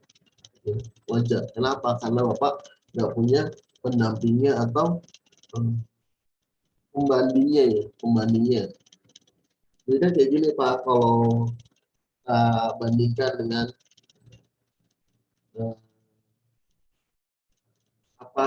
namanya sekolah kue, sekolah bikin masak, ya, sekolah bikin makanan, sekolah kue deh. Dengan sekolah bikin kue, ya, sekolah bikin kue, kita tahu takarannya, tahu berapanya, tahu apinya mesti segimana besarnya. Itu tuh kasarnya dalam waktu 1 minggu udah bisa jadi. Ya, 1 minggu belajar kue, hari ke-8-nya udah bisa jualan. Udah pede dengan apa yang dirasa, apa yang dipunya. Kalau misalnya kita nggak sekolah bikin kue, tapi pengen jualan kue, nggak beli buku, nggak beli apa-apa, cuma modal Google, saya rasa itu akan sia-sia Pak. Bapak akan sia-sianya apa? Waktunya kebuang cuma-cuma, udah gitu apa? Bapak trial error-nya itu begitu banyak, ya. Adonannya gagal, beli lagi adonannya, beli lagi itu, beli lagi ini, gitu. Jadi yang namanya otodidak pasti akan lebih lama, mau bidang apapun itu. Seperti latihan mobil, kita kalau sendiri bisa berbulan-bulan, ya 1 bulan pun udah bagus. Tapi kalau misalnya kita dengan latihan mobil, khusus mobil, 8 jam udah bisa punya SIM. Ya, 8 jam ya, 8 jam Bapak bisa mempunyai SIM. Gitu. Cuman apa yang saya perlukan? Yang saya perlukan adalah waktunya. Dan waktu ini menurut saya lebih mahal dibandingkan modalnya. Modal uang ya. Modal uang itu bisa dicari, tapi modal waktu menurut saya ini yang paling susah. Kalau punya banyak uang tapi nggak punya waktu untuk belajar, menurut saya sama aja. Jadi untuk trading news, satu lagi pertanyaannya, jawabannya, apakah trading news harus 5 menit sebelumnya? Nggak juga sih Pak, nggak mesti ya. Tapi banyaknya orang yang 5 menit sebelumnya sudah entry. Gitu. Jadi kalau saya untuk trading saya dari pagi udah cek, ya udah pasang balik dengan limit atau enggak, kalau misalnya belum kena, ya udah saya bakal eksekusi manual. Kalau saat news akan nulis. Boleh lanjut. Oke, cukup Master Sony. Ke pertanyaan selanjutnya dari Mbak Elsa Yuniar. Mau bertanya Bu, bagi trader pemula, hal dasar apa yang harus dikuasai untuk mulai trading? Nih, Miss Mary, silahkan Miss Mary. Oke, untuk siapa? Tadi Mbak Elsa ya. Bagi trader pemula, hal dasar apa yang harus dikuasai untuk mulai trading? Sebenarnya untuk pemula itu yang harus dikuasai itu jangan terlalu banyak rumit untuk teknikal ya. Pada dasarnya untuk pemula itu pahami dulu aja di mana titik area harga terendah dan tertinggi itu udah sangat cukup gitu Mbak Elsa. Jadi untuk mulai trading yang harus Ibu pahami itu adalah di mana sih harga terendah dan seperti apa sih harga terendah itu seperti apa, harga tertinggi seperti apa, supaya kita bisa eksekusi membeli di harga terendah dan menjual di harga tertinggi. Itu yang harus benar-benar dipahami untuk yang baru terjun bisnis trading forex atau trader pemula. Seperti itu, Bu Reni. Oke, next pertanyaan terakhir nih. Dari Mbak Suryani, XAU USD buy break trendline di TFH1 Pak, gimana? Master Sony lagi deh kayaknya ya, Master Sony, silahkan. Sepertinya ini juga ya. Seperti ini pentampilannya kali ya. Ini trend line. Iya kayaknya ini XAU USD buy break. Ya sih kalau menurut saya sih boleh ya, boleh untuk buy, tapi dengan catatan buy-nya buy breakout. Nah di sini enggak. Tapi buy breakout antara 1667-nya tembus kita buy, kalau 1660-nya tembus kita sell. Ini udah paling mujarab, ya, udah paling akurat nih, udah paling ini gitu karena setup seperti ini setup rectangle ya, rectangle atau membuat inverted and shoulder atau gagal. Kalau misalkan dan ini adalah kunci levelnya 1667. Ketika 1667 tembus ke atas, ya udah kita bisa buy dan stop loss-nya di bawah 1660. Di mana stop loss-nya? Di 1656 atau 57. Tapi di mana? Tapi di sini nih. 1690, 1680 bisa di situ katanya. Cukup Master Sony? Cukup. Oke, alhamdulillah ya. Pertanyaan udah saya bacakan dan para master ataupun bisnis sudah menjawab pertanyaan dari sahabat trader semua. Oke, untuk kesimpulan webinar hari ini yang akan disampaikan oleh Master Sony, waktu dan tempat saya persilahkan.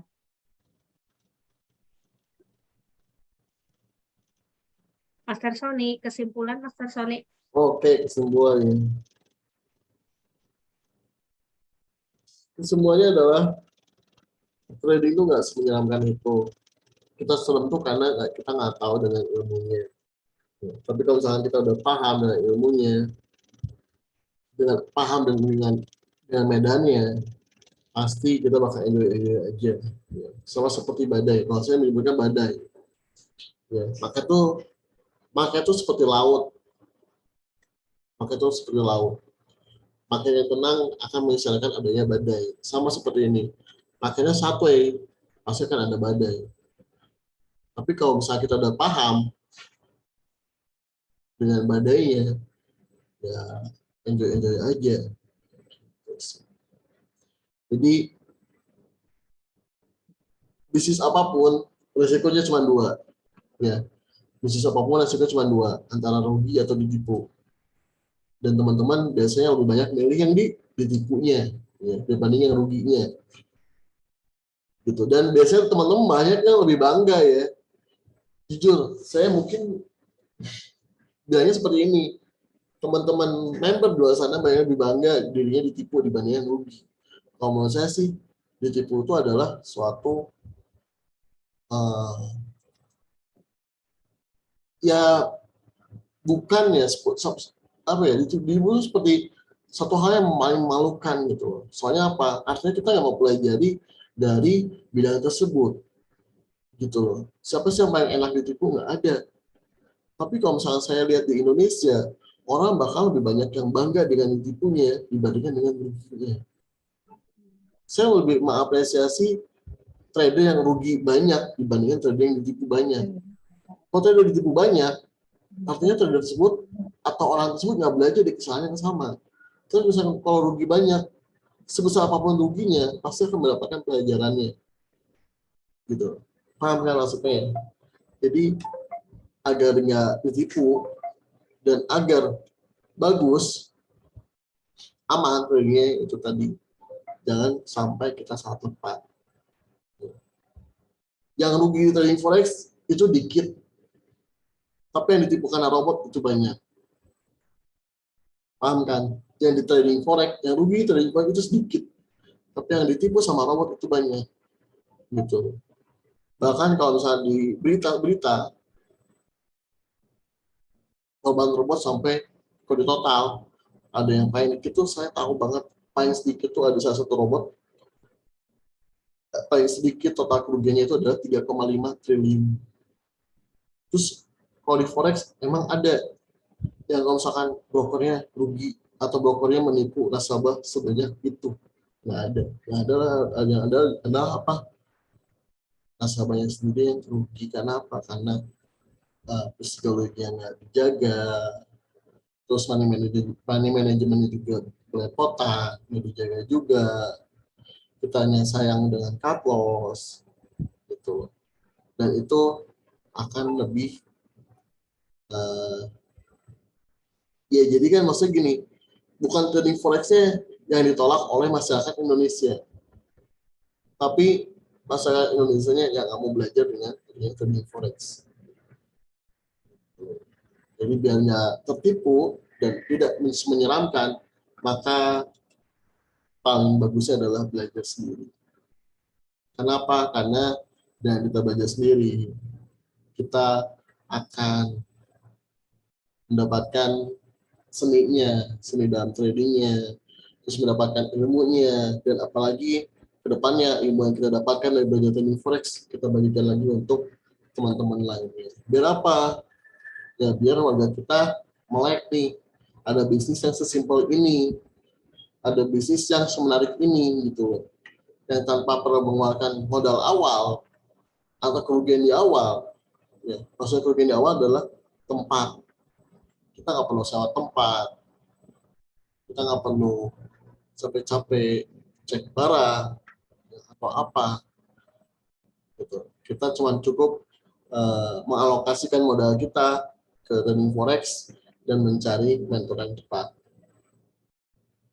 Yang kedua adalah mencari broker yang tepat. Ya udah, broker dan mentor yang tepat ada di mana? Di Didimax. Jadi untuk Bapak Ibu segera bergabung bersama Didimax. Kami tunggu kehadirannya dan bergabungnya di Cafeteria Didimax Jalan Garuda nomor 88 Bandung. Sekian.